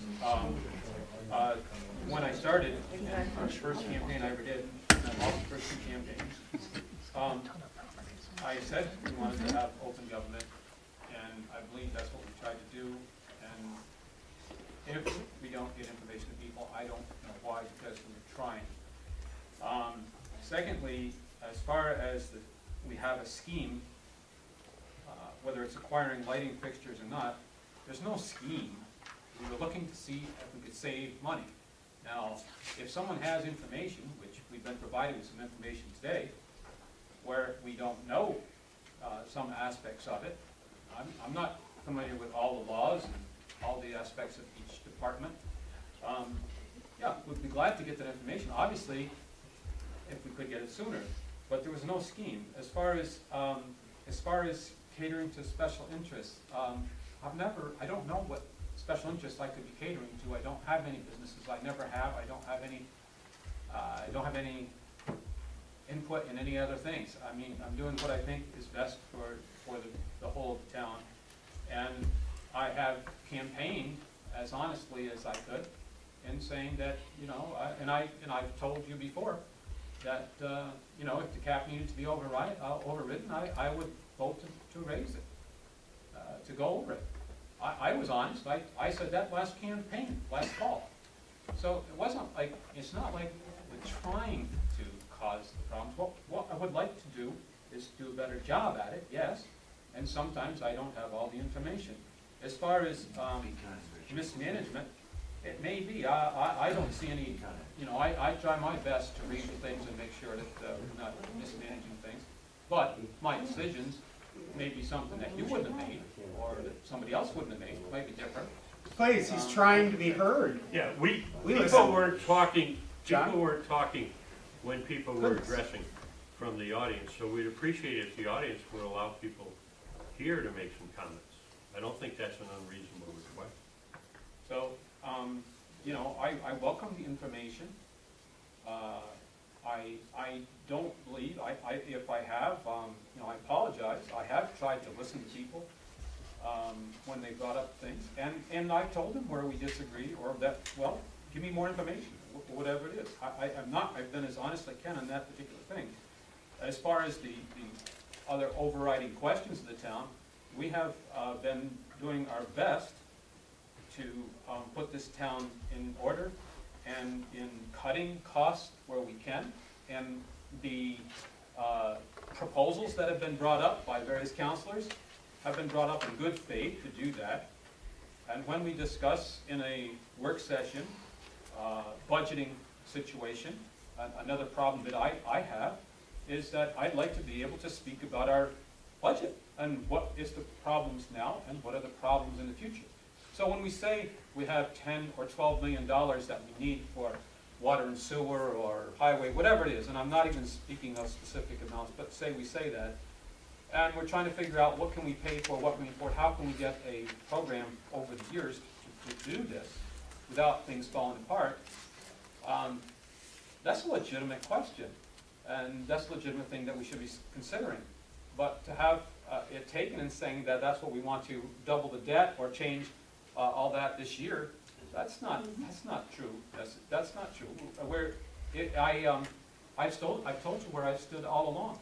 But if I feel that the town infrastructure is in jeopardy because we're not making the improvements or repairing the things or putting new in when it's 60, 70 years old or when it's collapsing, I think that it would be criminal on my part not to even pay about that and just pass it down, let somebody else worry about it when I'm not here. So I don't see that, you know, I'm in opposition to everybody. I really want to do the best job, and I want to do this. I feel I've done the best based on the information I have, and I think we work together to do that. And we all come up with ideas, and we throw them around and try to get back and forth to see what it is. There's 5 of us, 6 with our lawyer. Occasionally, when I first started, there was no one that came to a meeting. No one came to a meeting. That's back, as I guess it was Mr. Mannix was saying, when people didn't come at all, and people were doing not spending the time here, even though they got paid and things like this. I mean, these things happen, and over time we've got these things changed. You cannot change contracts or other legal documents just like that. You have to negotiate. You have to change things. As we progress, we've tried to make these things so that this town will be able to function in the future and will not come to a point where it is going bankrupt. So I think we've done the best we can at that point. And as it comes to, as some mentioned, when you find, and I do appreciate the fact that more people are taking interest. We didn't have that. We didn't have any interest except for 1 or 2 before. So you know, to me, that's a good thing. But I also want you to understand the facts and everything, and you need to listen to more than just one thing, one day, in order to understand the whole thing. And look, it took me, when I got elected, it took me 3 years before I really had some kind of a grasp on all the myriad different responsibilities and departments that this town has to deal with. And I can't even say I know enough about this department or that department, but I have a general knowledge. I have a general knowledge and make the decisions based on that by listening to our department heads who I trust. If someone gives me advice and they're expert in the field and they're a department head, I'm going to listen to them until I find that what they're telling me is incorrect. Then perhaps that person wouldn't be listened to that much anymore. But we don't have that situation at this present, as far as I know. So I'm really happy about it. I'd like to see us be more positive, and I think that's the way to create jobs, and that's the way to get things going with the Vision to Action and the Adirondack Coast. I think that we enhance our area. We get into these things. One of the reports that you probably won't be here for, but the historian's report. The historian made a trip downstate, and with another volunteer made a presentation to a teachers organization. 85 people took the information about the War of 1812 and stuff. Those people, some of those people are going to be coming back, or they're going to be telling other people. They're going to be coming back to events that we have here. They're going to be spending money in this community. That's what I like to see. And the more we can focus on that, and the more we can all work together to achieve those, then the better we will be doing as a community. I'm not going to say that times aren't hard, and I'm not going to say that there aren't problems. I don't mean that at all. But the more negative we are, the less we're liable to be able to bring people to our area and to get those young people and to stay and the people that we need. So overall, that's my general philosophy, and, you know, I'm glad to speak with anybody individually on different issues. Okay, I'm gonna ask, Can I address that?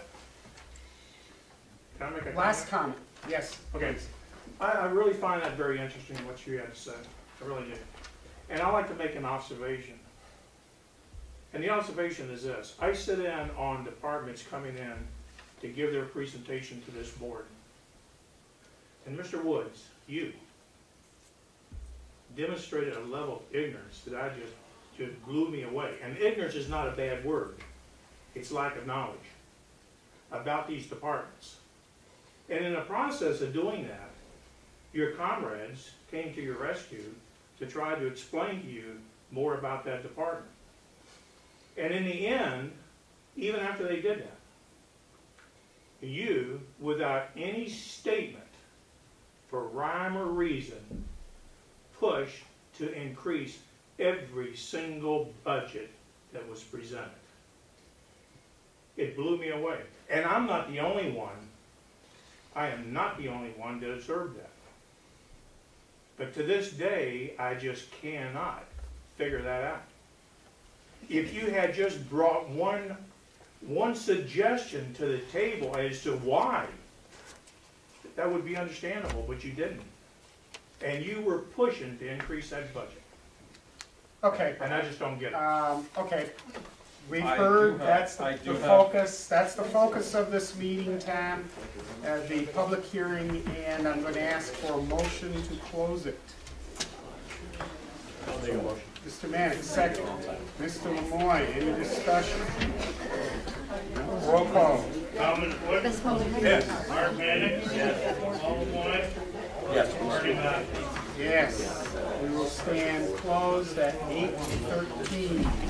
It's on. Okay. Okay. Resolution. Can I interrupt? Yes, sir. The public hearing, notice it was in here, I didn't catch it. Notice in what? This notice on the public hearing. Okay, meeting is called to order at setting public hearing. Okay, this is posted from November 8th. Setting a public hearing for the 2012 preliminary budget is the 2013 preliminary budget. And it's not November, you know, we're not meeting on November 8th. This was in the packet, and the consolidated assessment roll. For the budget or the consolidated assessment? This is the one. Yep, I see it now. Okay. We will correct that. We have, I was informed, we have 3 different notices that are posted on the website that have the wrong dates and the wrong information. Those were posted today on the website. And they're posted on the website. They're not even the right year and the right salary figures. I don't know what it is. What? Can I pick the one I like best? I don't know what that is. I don't know. I have to, as they say, goes downhill, I'll talk to Deborah in the morning. That's it. Morning, well, do you want these back, Deborah? No, I downloaded them, so. I know she was in a panic to get that up because of the time frame, and same thing with tomorrow. But anyway, it's an error. Yep. We will correct it. The important thing is with those things, and I know you all understand that, if we don't correct them, even though it's past, it gets grabbed, and you copy paste, change the date, and all of a sudden we perpetuate an error. I think in the newspaper it was right. Mm-hmm. Yeah. Don't you? I think it was. the notice was. Yeah, I do too. We'll blame Ricky for that. Have you got a copy of that, Rick, by any chance, over there? Can you read us the salary figures that it cites? You want me to read the one in the office? No, This is the right figure. Which one is? Well, I've just been handed 3 that were posted online. and One 14,409, 72, 334, or That sounds. 344, 28, 972. I don't think that's right. Yeah. Well, what's right is what's in the budget, which I have a copy right here, as long as we're on this bandwagon, let me try to get some closure.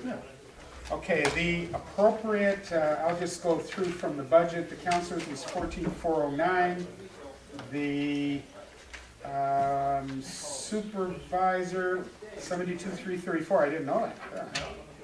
Okay. 28,972. 28,972 and 73,34. So this one is the correct one. Yep. The only thing that's missing is it should be 2013. And that should be a 13. That's the only correction. Right. And to the best of your knowledge, in the newspaper, it did say everything is- 2013. And so that's, Can you double check that, the printed, what was printed, see if it said 2013 or 2012, just so we know. You want me to go do it? No, you don't need to do it. yeah, just You can't do let us, anything about it, so do it later. let us know tomorrow. It probably was. I just think this is coming off, our packet that got put online. The supervisor office mistake. Gotta watch every move that man makes. We're up to resolution 300, Yep. abstract 11A. Resolved that the abstract of audited claims number 11A-12, 2325 to 2508 for $370,688.05, and abstract 12A, 11A-12, 442 to 467 prepaid in the amount of $751,301.88. Be received as reviewed by the audit committee, and the supervisors hereby authorized to pay said abstract. Have a motion. So moved. Mr. Lemoy, second. Second. Mr. Mannix, any discussion? Yeah, Bernie, the only thing I'll add is, I think about 20 or 30 vouchers got added this afternoon that I didn't audit last night when I was here. Okay. I will do them tonight before I leave, and they'll be all. That must be the batch the girls hounded me for about 5 of 4 today. They were 99% bills to utilities, prepaid and Right, whatnot. in the absence of Mr. Renado, I'll make sure they're done tonight. Thank you. Any further discussion? Roll call. Thomas Wood? Yes. Martin Mannix? Yes. Paul Lemoy? Yes. Bernie Bassett? Yes, resolution carries. Resolution 301, Building Maintenance and Safety Committee Monthly Report. Resolved to receive and place on file a report from our borough building maintenance supervisor for the month of October 2012. Have a motion. Mr. Wood, second. Mr. Lemoy. And believe me, I don't want to go there, and I hope you don't drag me there, but just for the record, I have spoken with Mr. Bro. I have some respect for Paul's expertise with many of the issues that were brought up this evening. In fact, some of those issues we addressed way before this evening because they came to us via email. Share this with counselors.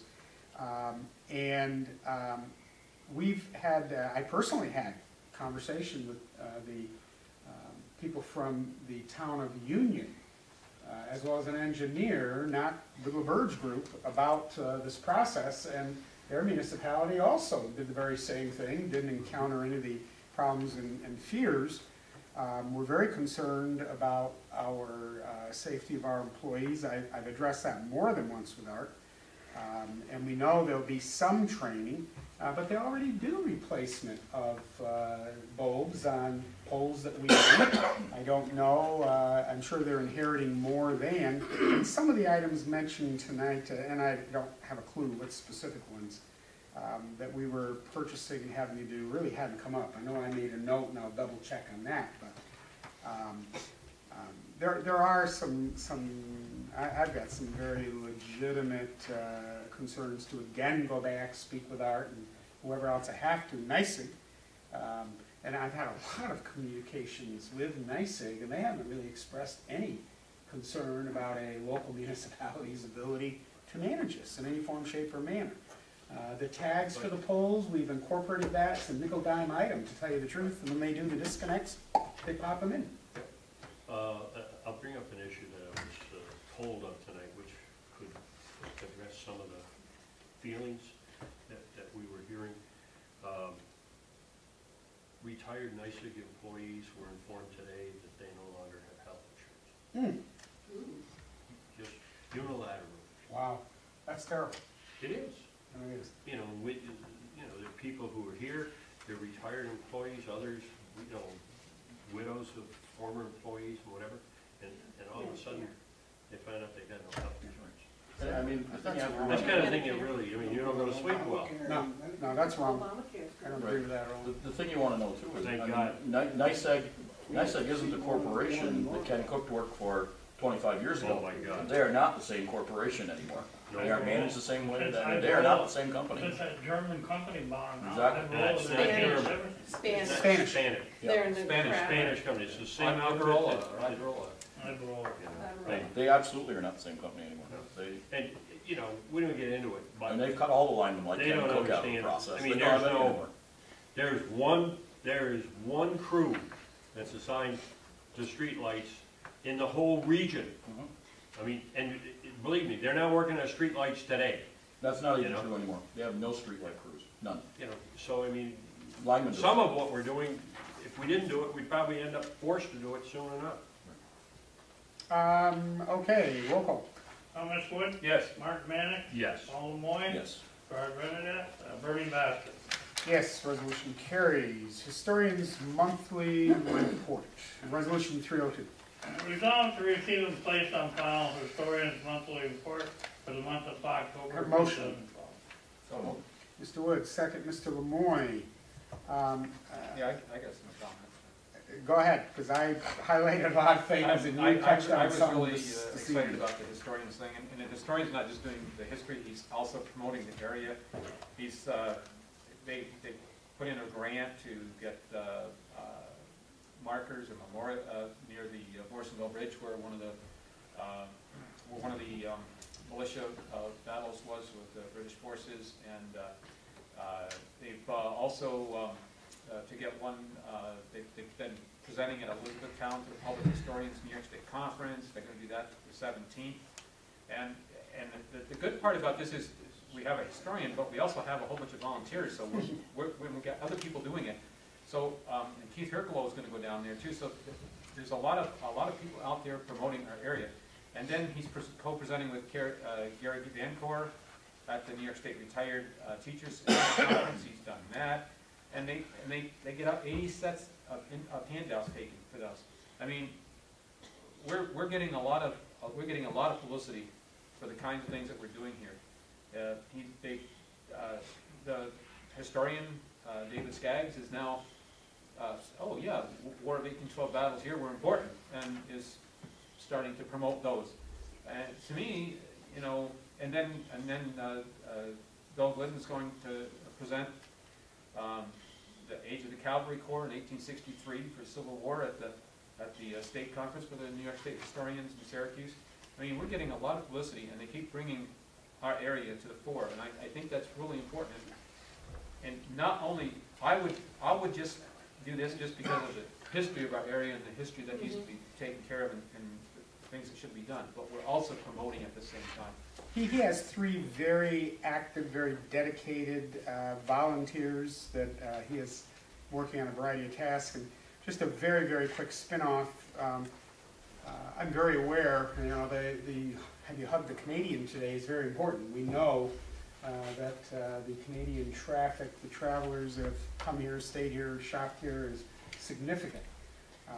But there are other reasons for sales tax, and some of it is the people that come and stay to see the buses being produced at Nova, the trains being produced at Bombardier, the product at Schluter. They have to come here if they're going to be selling their product. I don't care where it is. If it's Kansas, they have to come here. APG Neuros, Fujitsu, global company. They're flying here, they're staying here, they're eating here, they're shopping here, they're discovering it. I think Colin indicated about a $7 or $8 million economic impact from the fishing tournaments. It's multifaceted, and and I guess that's somewhere where I say not to be discouraged. We want to be very careful to cut to the bone. We won't have anybody, coming to see what's going on, because the investment is making a difference. It's very delicate balance. But anyway, the sales tax does come a variety of places, and Jerry has really done a great deal to bring attention to the community. Any other discussions? Thank you, Tom. Roll call. Thomas Wood, Yes. Mark Manick, Yes. Paul Lemoyne, Yes. Bernie Bassett. Yes, resolution carries. Parks and Recreation Department's monthly report. Resolved to receive and place on file a report from Melanie Defiant, Recreation and Youth Director for the month of September and October 2000. I have a motion. So. Now, Tom, second, Mr. Mannix. Any discussion? You know, I think here's another area where we're really moving forward and we're bringing people in. And I want to make note of the fact that the cross-country invitational between sections 7 and 10 was held at Katyville Park, which we decided to preserve. Also, that the charity disc golf tournament brought in 30 participants from Montreal and Fort Drum and Albany. I mean, that's where we're doing it. That's just on our disc golf course. So it's important to have these recreation opportunities. It's important to get the trails and the bike paths and things. People come for those things, and they're going to spend money. One of the days that there was a guest letter on the local radio station that Ducky Drake read, happened to be a day I had the people, an attorney, a manager from Benderson Company, which is the Consumer Square people that produce an enormous amount of sales tax. I would say hundreds of jobs. The Sam's Club expansion added 80 jobs, so that's got to be hundreds of jobs, etc. They were here over a project that will probably come out soon, that kind of mysterious 8,000 square foot something they got a permit on. They've renewed that, and they're, I think, going to take it a little farther, which will be more jobs, more tax base. But I talked to them. They invested a lot. I think they spent about $14 million on a facelift about 2 years ago. They own a number of shopping centers across the country. This is number one, and there are many reasons for that. And while I was meeting with them, I queried about more. And I was not concerned about more at Consumer Square. I was concerned about more Consumer Squares. And God knows, you know, where this will go, but it's okay. My interpretation was they like this region and would be very open to more expanded growth beyond what they have. And that was the same day. I'm praying to God, I hope they didn't put the radio on to catch local news. I mean, how's that work for creating a community that you want people to invest in? That's what gets very frustrating. And Mel mentioned the website. I've effectively had her keep it away from all of you. We've been working on it. It's a kind of a low budget item, so you can't push people when you aren't, you know, paying the corporate rate. It's coming nicely. We've got a beta version that's going out to departments. Departments have reacted to it, corrected everything from spelling to, you know, the wrong name, the information. We're going to have a grand press release, launching of the new site, and I think it looks pretty good. We get thousands of people that never come here and check us out first on the site, and then decide if they're coming and what they're doing. So you'll see that soon. I asked the group not to share it with the board until we felt we had the apple pretty well polished, and then show it off to you before we finalize it. That is coming, and I know they're quite excited, and we'll see the dividends that also pays for us. So yes, another busy department, and do I have a motion? So moved. And we already had that, a motion by Tom and Marty. Do I have a roll call? Thomas Wood, Thought we did that. Yes. Mark Manick, Yes. Paul Lemoyne, Yes. Bernie Bassett. Yes, resolution carries. I figure if I get you to move it twice. Tom, once moved is good, twice moved is better, right? I don't. Resolution 304, Planning Department Monthly Report. Resolved to receive and place on file a report from Phil Von Bargen, Planning and Engineering Department Head for the month of November 2000. Have a motion. So moved. I think Paul was first. Someone to my left, I don't know if it was Marty or Tom. Tom. Discussion. Just that I guess we have another report by Rupp on the city engineer and their application for the solid waste coming up on the 13th. Mm-hmm. That's, continues to work its way through the system. About a lot of projects. Roll call. Thomas Wood? Yes. Mark Manick? Yes. Paul LeMoy? Yes. Bernie Bassett? Yes, resolution carries. Resolution 305, Board of Ethics Committee member Dr. Thomas Moran. Whereas the town board passed local law number 2 of 2009, reauthorizing the town of Plattsburgh Board of Ethics. Whereas the town of Plattsburgh Board of Ethics Committee member Dr. Thomas Moran, term expired December 31st, 2011. Whereas Dr. Moran is willing to continue serving as a member of the Board of Ethics. Therefore, be resolved that the town board does hereby reappoint Dr. Moran as a member of the Board of Ethics for a term to expire December 31st, 2015. And to be further resolved that Dr. Moran take the oath of office within 30 days of this resolution. And it is further resolved that a copy of this resolution be given to Gerard Renadette, chairperson of the Board of Ethics, and a copy given to Dr. Moran. So moved. Second. Mr. Wood. Any discussion? Let's get them to take the oath this time. I will Yes. make sure that happens. Roll call. Thomas Wood? Yes. Mark Manick? Yes. Paul LeMoy? Yes. Bernie Bassett? Yes, resolution carries. Resolution 306, recommendation to hire Alex Provost full-time in the Highway Department. Whereas Resolution 12-130 was approved to hire Alex Provost as on a temporary basis. Whereas in the attached letter dated October 9, 2012, James Wood, the highway superintendent, made a request to upgrade Alex Provost from temporary position to a full-time position, MEO2 position. Now therefore be resolved that after due consideration and discussion with the budget officer, highway committee, highway superintendent, it is recommended that the supervisor and the highway superintendent's request for the appointment be approved to hire Mr. Provost on a full-time basis in the next full pay period with hourly wages as indicated in the current Teamster agreement. And to be further resolved that a copy of this resolution be given to the budget officer, highway superintendent, civil service department for final approval. And to be further resolved that a copy of this resolution be put in Mr. Provost's personnel file. Have a motion.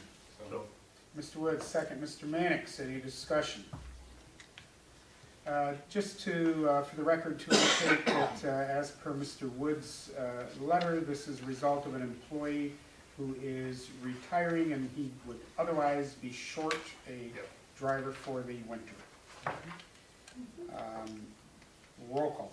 Thomas Wood? Yes. Mark Manick? yes. Paul LeMoy? Yes. Bernie Bassett? Yes, resolution carries. Resolution 307, EMT of CDPH Inc. and MS Marshall Scholar Falls Volunteer Ambulance Service Contract Extension and MOU. Whereas discussion and negotiation to finalize an agreement to provide ambulance service in the town of Plattsburgh has taken place with the EMT of CVPH Incorporated and the Morrisonville Schuyler Falls Volunteer Ambulance Service. Whereas it is the recommendation of the ambulance committee that the town of Plattsburgh Town Board continue to extend an existing agreement and enter into a memorandum of understanding as a supplemental agreement to reflect the fee for service from January 1, 2013 to December 31st, 2013. A payment schedule and required communications between the parties.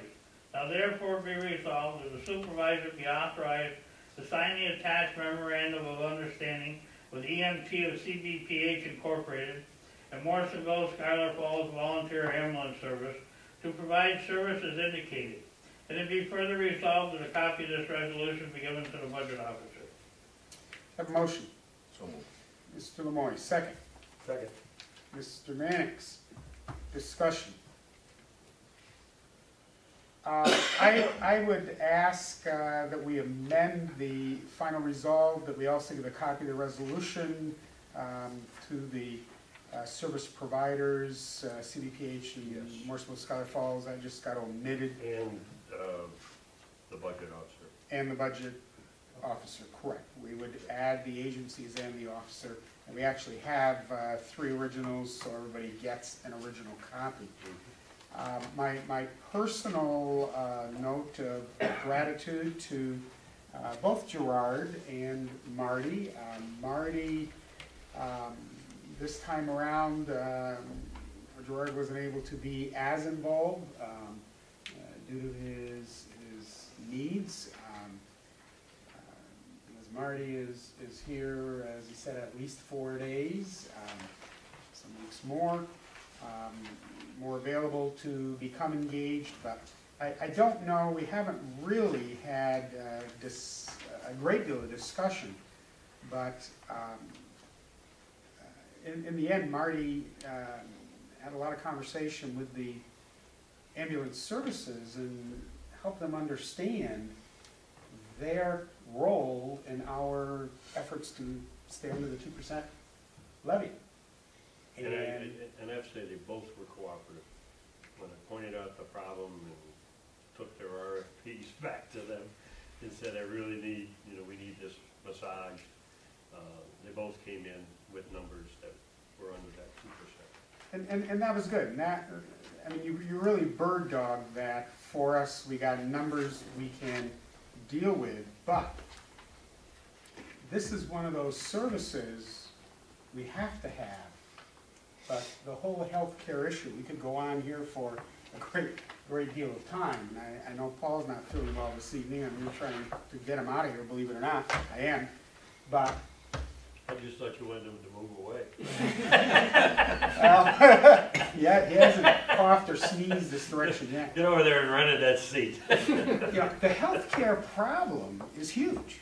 The people who don't have a benefit, who can't afford to go to a doctor, and when somebody's ill or somebody's hurt, the ambulance is their ticket to healthcare. Now, we have other frequent flyers who misuse the service, but there are genuinely people who see that as the only way to be seen by a healthcare provider. And we're not going to get a reimbursement. The rest of us are subsidizing. I mean, there's been a lot of discussion about socialized medicine to a great extent in the town of Plattsburgh. I would consider this socialized medicine because all of us are helping to provide a healthcare service that many people can't afford to contribute to. And it's very difficult. Now some can, some private can pay it, they have benefits to pay it, they have a healthcare benefit. But I'm hoping in this year, and Marty, you've done such a really good job of this from day one. This was one of the items we saw getting drastically out of control. It was terribly out of compliance. We worked with the comptroller's office. Pat was our field person then. We sought help and advice from him. He engaged. It's been difficult for them to change some of the process that requires collectibles to come to the town, and the management and accountability with all that. But I would really like to see us sit down and I guess we've talked about it a little bit, Marty, to have a conversation with the service providers, with administration at the hospital. What can we as a community do? We're not the only one on this issue. Ambulance service is a big business, and I was thinking of leaving my job and starting a private one. We need to try to find a better way to both meet healthcare needs, control the use and abuse of ambulance service, and improve the cash flow in general. And we might be able to just sit down and have a chat and say, what can we do? You got it under 2, but like everybody else, the equipment, the men, the insurance, the fuel, the training, the required training is huge. And that's cost. And it's the same comments as we heard tonight. The costs are getting out of control. What can we do? So anyway, somewhere in there is a job well done to the two of you. Marty, you delivered the message well, and I really appreciate both organizations really worked with you to try to stay under that too, because we have to pull all plugs out to try and do that, when we can. Because, as Tom reminds us, the day's coming when we may not be able to, because we're gonna have needs that exceed what a 2% levy does. So anyway, that's a job well done, I'm glad we're there. If there's no other discussion, I'll entertain a roll call. Thomas Swett? Yes. Mark Manning? Yes. Paul Moy? Yes. Bernie Bassett? Yes, we will execute, and we'll be done for another year. The way I manage this was as we did last year in MOU, and we continue the detailed, heretofores and whereas and legalese that's in the last larger document that we had signed. The MOU deals with the fiscal issues. Boy, if my pack was in any kind of order, that was the last one on the list. So that's Anybody have anything else for the evening? I don't know if you slept one other in there or something. I didn't slip a thing tonight. I did have a question. We're not passing the budget till the end of the month. The budget will come up on November 19th. It has to be passed by the 20th. Okay, so when are we gonna do it at the next meeting? Gonna discuss the, Well, as I told our new finance manager, he's really going to be busy these first few days because we would like to have a revised budget that responds to questions and concerns, that gives us an update on the levy, the cap, and have that for the work session on the 12th. okay, so not a couple days then. Well, There's not much time between now and the 12th. yeah, the 12th is the. Oh, not the 12th, 13th is our next work session, right? Hopefully we have it then. I don't think it's, I don't know if it's possible. We're having on Tuesday? Yes, no. Monday. We are meeting the 12th. We're closed, but we are still meeting. That's right. We're closed. but Which we're meeting exasperates the problem. That may not happen, Tom. What do you mean by that happen? To have Didn't we a, say we were gonna have this meeting a long time ago? I mean, When we put our initial meetings in, wasn't this the date? I'm not sure what this means. What are you talking No, about? we're gonna meet on the 12th, yeah. I'm talking about a updated budget that Oh, okay. has It changes. may not be I don't know if we can, done. Diane has to do it tomorrow. I don't know if she can. Yeah, I understand. I was thinking we were meeting on the 13th because the town hall's closed the 12th, but no, we still meet the 12th. But our staff won't be here to work. So, we'll have what we have on the 13th. If we have to have another meeting before the 19th, we'll schedule it. Well, I was asking if we needed to put it in paper or something, that we're having another meeting. If we have a meeting, we will have to do that, or the meeting on the 19th, The we're going meeting to on have the to discuss it. 19th would be, Well, I prefer discussing it before, I would too, so that we have the final budget. Bernie, but it's that tight. would that be called an amended preliminary budget then? It's final budget, no, final. just final. Well, isn't it, don't you have to vote on the preliminary budget and take that as before you turn We it into the accepted final the budget? preliminary budget, which was the tentative budget with a new cover, absolutely. We The didn't make any tentative changes. budget became the preliminary budget, Indeed, okay? yeah. And that was done because what Bernie said in his remarks, and he and I talked about it, I said, I used to come to meetings, and they had the final budget done, and they're having a public hearing, and it was like, this is crazy. The idea of a public hearing is to get input, You think? so that's what, you stay with the preliminary budget, you gather input, then, you take that final pass at, one of the things we didn't do, which happens with some other governments, I mean, you watch it in the paper, they come out with the budget, and it's like, oh, town looking at 17% tax increase, and then it's like, oh, we got it down, what good guys are we, We don't go through that process. Our department heads came in with very responsible budgets. They really did. I mean, that's been the tone the last 2-3 years, that they've come in with very responsible budgets. So that tentative, or that, Yeah. give me the first term again. I lost it. Tentative to preliminary. Tentative, Tentative, the tentative budget, serves as the preliminary budget, yes. okay? And then we've come up with the final budget. We only need a resolution to adopt the preliminary if there are any changes in the tentative, otherwise it morphs into the preliminary. if you make No, changes. no, I realize that, Okay. I may be misinformed, but I thought that then if you're gonna amend it, it would then be the amended preliminary budget, which then would be voted on, and after that got voted on, it became the final budget. No, okay. We could do that, but it's not a No, requirement. I didn't know, that's why I No, asked. no. And this process, I mean, we'll reevaluate it, this process really gives us a crunch from the setting of the public hearing, which is by law, is the first Thursday after elections until it has to be passed by the 20th. Not a lot of time to fool around. No, indeed. But it's still, I think, a better process. And the only things that I've seen, and Diane's been trying to, put this in place, there were some technical things in the way, and Pat, please correct me if I'm not detailed enough or wrong. I know you're a citizen tonight, but you're a smart citizen. I don't know about that. After tonight, he's not so sure. I told him he can't resign. He's not so sure.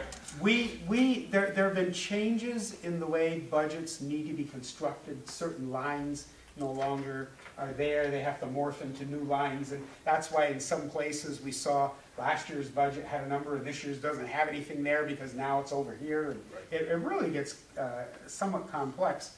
But the reality, in looking at the tentative and post meetings, there are some little things, put it in, don't put it in. There are some big things. We had the bid opening, I don't even know what it was yet, on the camera. Do we follow through with that purchase or not? We've agreed to go forward. I haven't even seen those numbers. I haven't either. It just hasn't been time. I only had one bidder. You had one bidder. So, I mean, that's a decision, but, we often say the money's in the budget. Well, the money should be in the budget, and as the good people tonight want us to think through, because it's there, does that mean we should spend it? Maybe we should. We have, and We've oftentimes, that's right. Oftentimes our highway department will say, you gotta put a truck in for next year, that plow, that baby's had it. So you put a couple $100,000 in or whatever you can, and you anticipate a bond, and then Bruce, the mechanic, does his magic and says, we can run this baby a few more miles. And you don't do it that year, but you gotta be ready. If the thing crashes, you can't not plow. You have to keep those things. I'm going off a little bit, Tom. The point is, the budget is pretty well done other than actually constructing it. There were no radical do or don't do kinds of things. And there are some things we can put in, and I've said it many times, because we don't know what will happen in the world in January 1. If we don't have to buy it right now, we're going to drag our feet as long as we can to make sure we don't have to redistribute those funds to make payroll or some other godforsaken thing that could happen, like Irene and Sandy. So I don't think there's a lot to be worried about. If I feel we've been able to meet all your needs, we got all the notes, we put it in, we took it out, and we can produce that final budget for the meeting, I can get it to you. You can come pick it up and look at it with a cover sheet note that says we added, we took away, we did this and that. I want to check it against all the changes that I had talked about before. Yeah, well, I can almost guarantee you'll get some and you won't get some. Well, I just want to see which one. I want to argue my points and But you're all going to get to look at it, but like the staff to produce it now in a very, very, very narrow window, you're going to have a narrow window to look at it. If you want to have good, intelligent questions, you better look at it over the weekend, Monday night. Well, not unless I've got it. I can't do it if I don't have it. Oh. Well, we're doing the best we can with that. It's about all I can tell you. I'm just saying we should meet sometime. We should look at it before. Okay, but we don't have it yet. That's the bottom line. I understand. And it's not for a lack of not trying to put it together, believe me. So but it also underscores we aren't bloated with fiscal managers to do these things. The key is do them right and do them once. So the process will be Diane, let's say everything goes according to plan and timetable, and Diane gets this done, and on Monday, there's a new budget that you have changed. There has to be a new budget Monday. Okay, so that would be called the final budget, correct? Yes. And she would file that with the clerk? Yeah. No, we After have the to vote meeting. on it. After We the- have to We vote. after could the vote. sit at the meeting and we could change some other things. It'll go to the clerk Then Tuesday. we could vote on it. Okay, so now we have a final budget, which then you're going to vote on, and you're gonna amend, well, you can amend up until you vote on it, so then what does it become if you amend it? It's the final budget, whatever we That do. becomes the final. That night, we're voting on a final budget. I don't know what's By law, there's confusing. only a few things that we can't do, Still gonna like have the a salaries. meeting on the 12th, Yes, because that's a holiday. right, but we're still working. That night. That's where I kind of forgot myself. We agreed in setting our agenda in January, we would meet Monday night. No, I just thought it was different, that's all. No, No, it's fine. Are you That- approving the final budget Monday night, is that what you're doing? No. correct. There's a We adopt possibility, the final budget. there's a Yeah. possibility Not the that, 12th. can I make a comment? Yeah, we're talking There's a 12. possibility that could happen on the Oh, 12th, I'm sorry. but it's got to happen by the 19th. Right, right. Exactly. The 19th is when we're adopting the final budget, right? Thank you. Yeah. I'm sorry. I was just trying to follow it. I didn't know what I was saying. All I'm trying to do is have one meeting before that. That's No, all. I understand, I was just trying to figure out. which- Monday the Exactly. 12th. Confusing. Thank you. I was wrong. Monday the 12th is the work session. Monday the We wouldn't let 19th. them pass it we anyway. passed the We budget. would I tell them, screwed no, the we're not dates. passing it this week. Okay. Monday the 19th, we passed the budget. Okay, I'm so sorry. Monday, there'll be a budget, which will be, Monday the It 12th, may there'll be not a be. budget called the, We're still working We on the may not be. preliminary They may budget still be Monday. working on it. so we're still in preliminary form? Correct.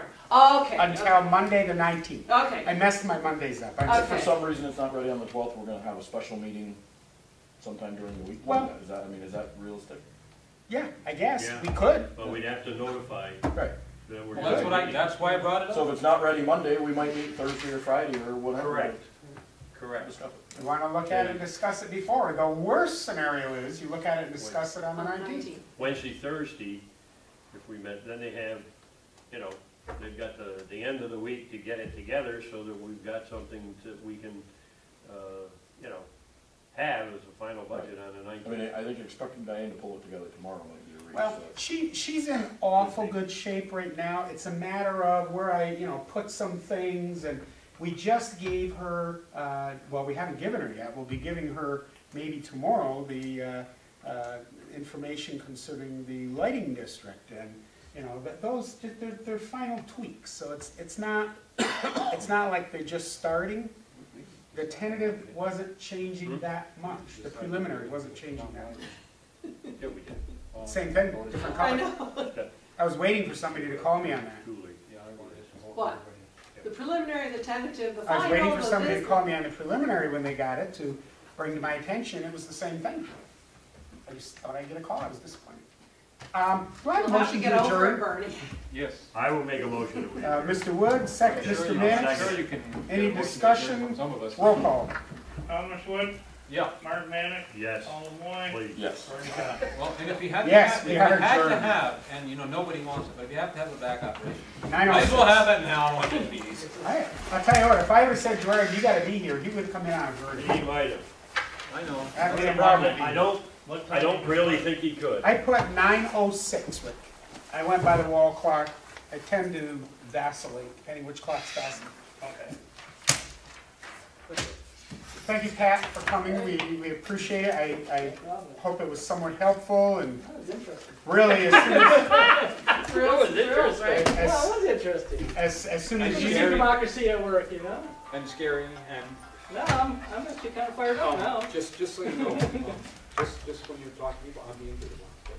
You know what? I'm the ignorant Oh, one. okay. Just so you know. That's interesting. Well, I understand. I'll However, use the I happen to know. That's But it's fine. falling apart. And then when I do, Alice looks at me and she says, now what do you mean by that? Tom, of all people, you should know what that word means. Great. Tom, didn't you used to teach English? All right. See you back. What? Didn't you used to teach English? Thank you. Did I Teach English. No, I Well, taught, after I audit social 30 studies, well, I taught everything, but. Okay. That doesn't take any amount of time. Their bills, their electric bills, big part of it. That's the one big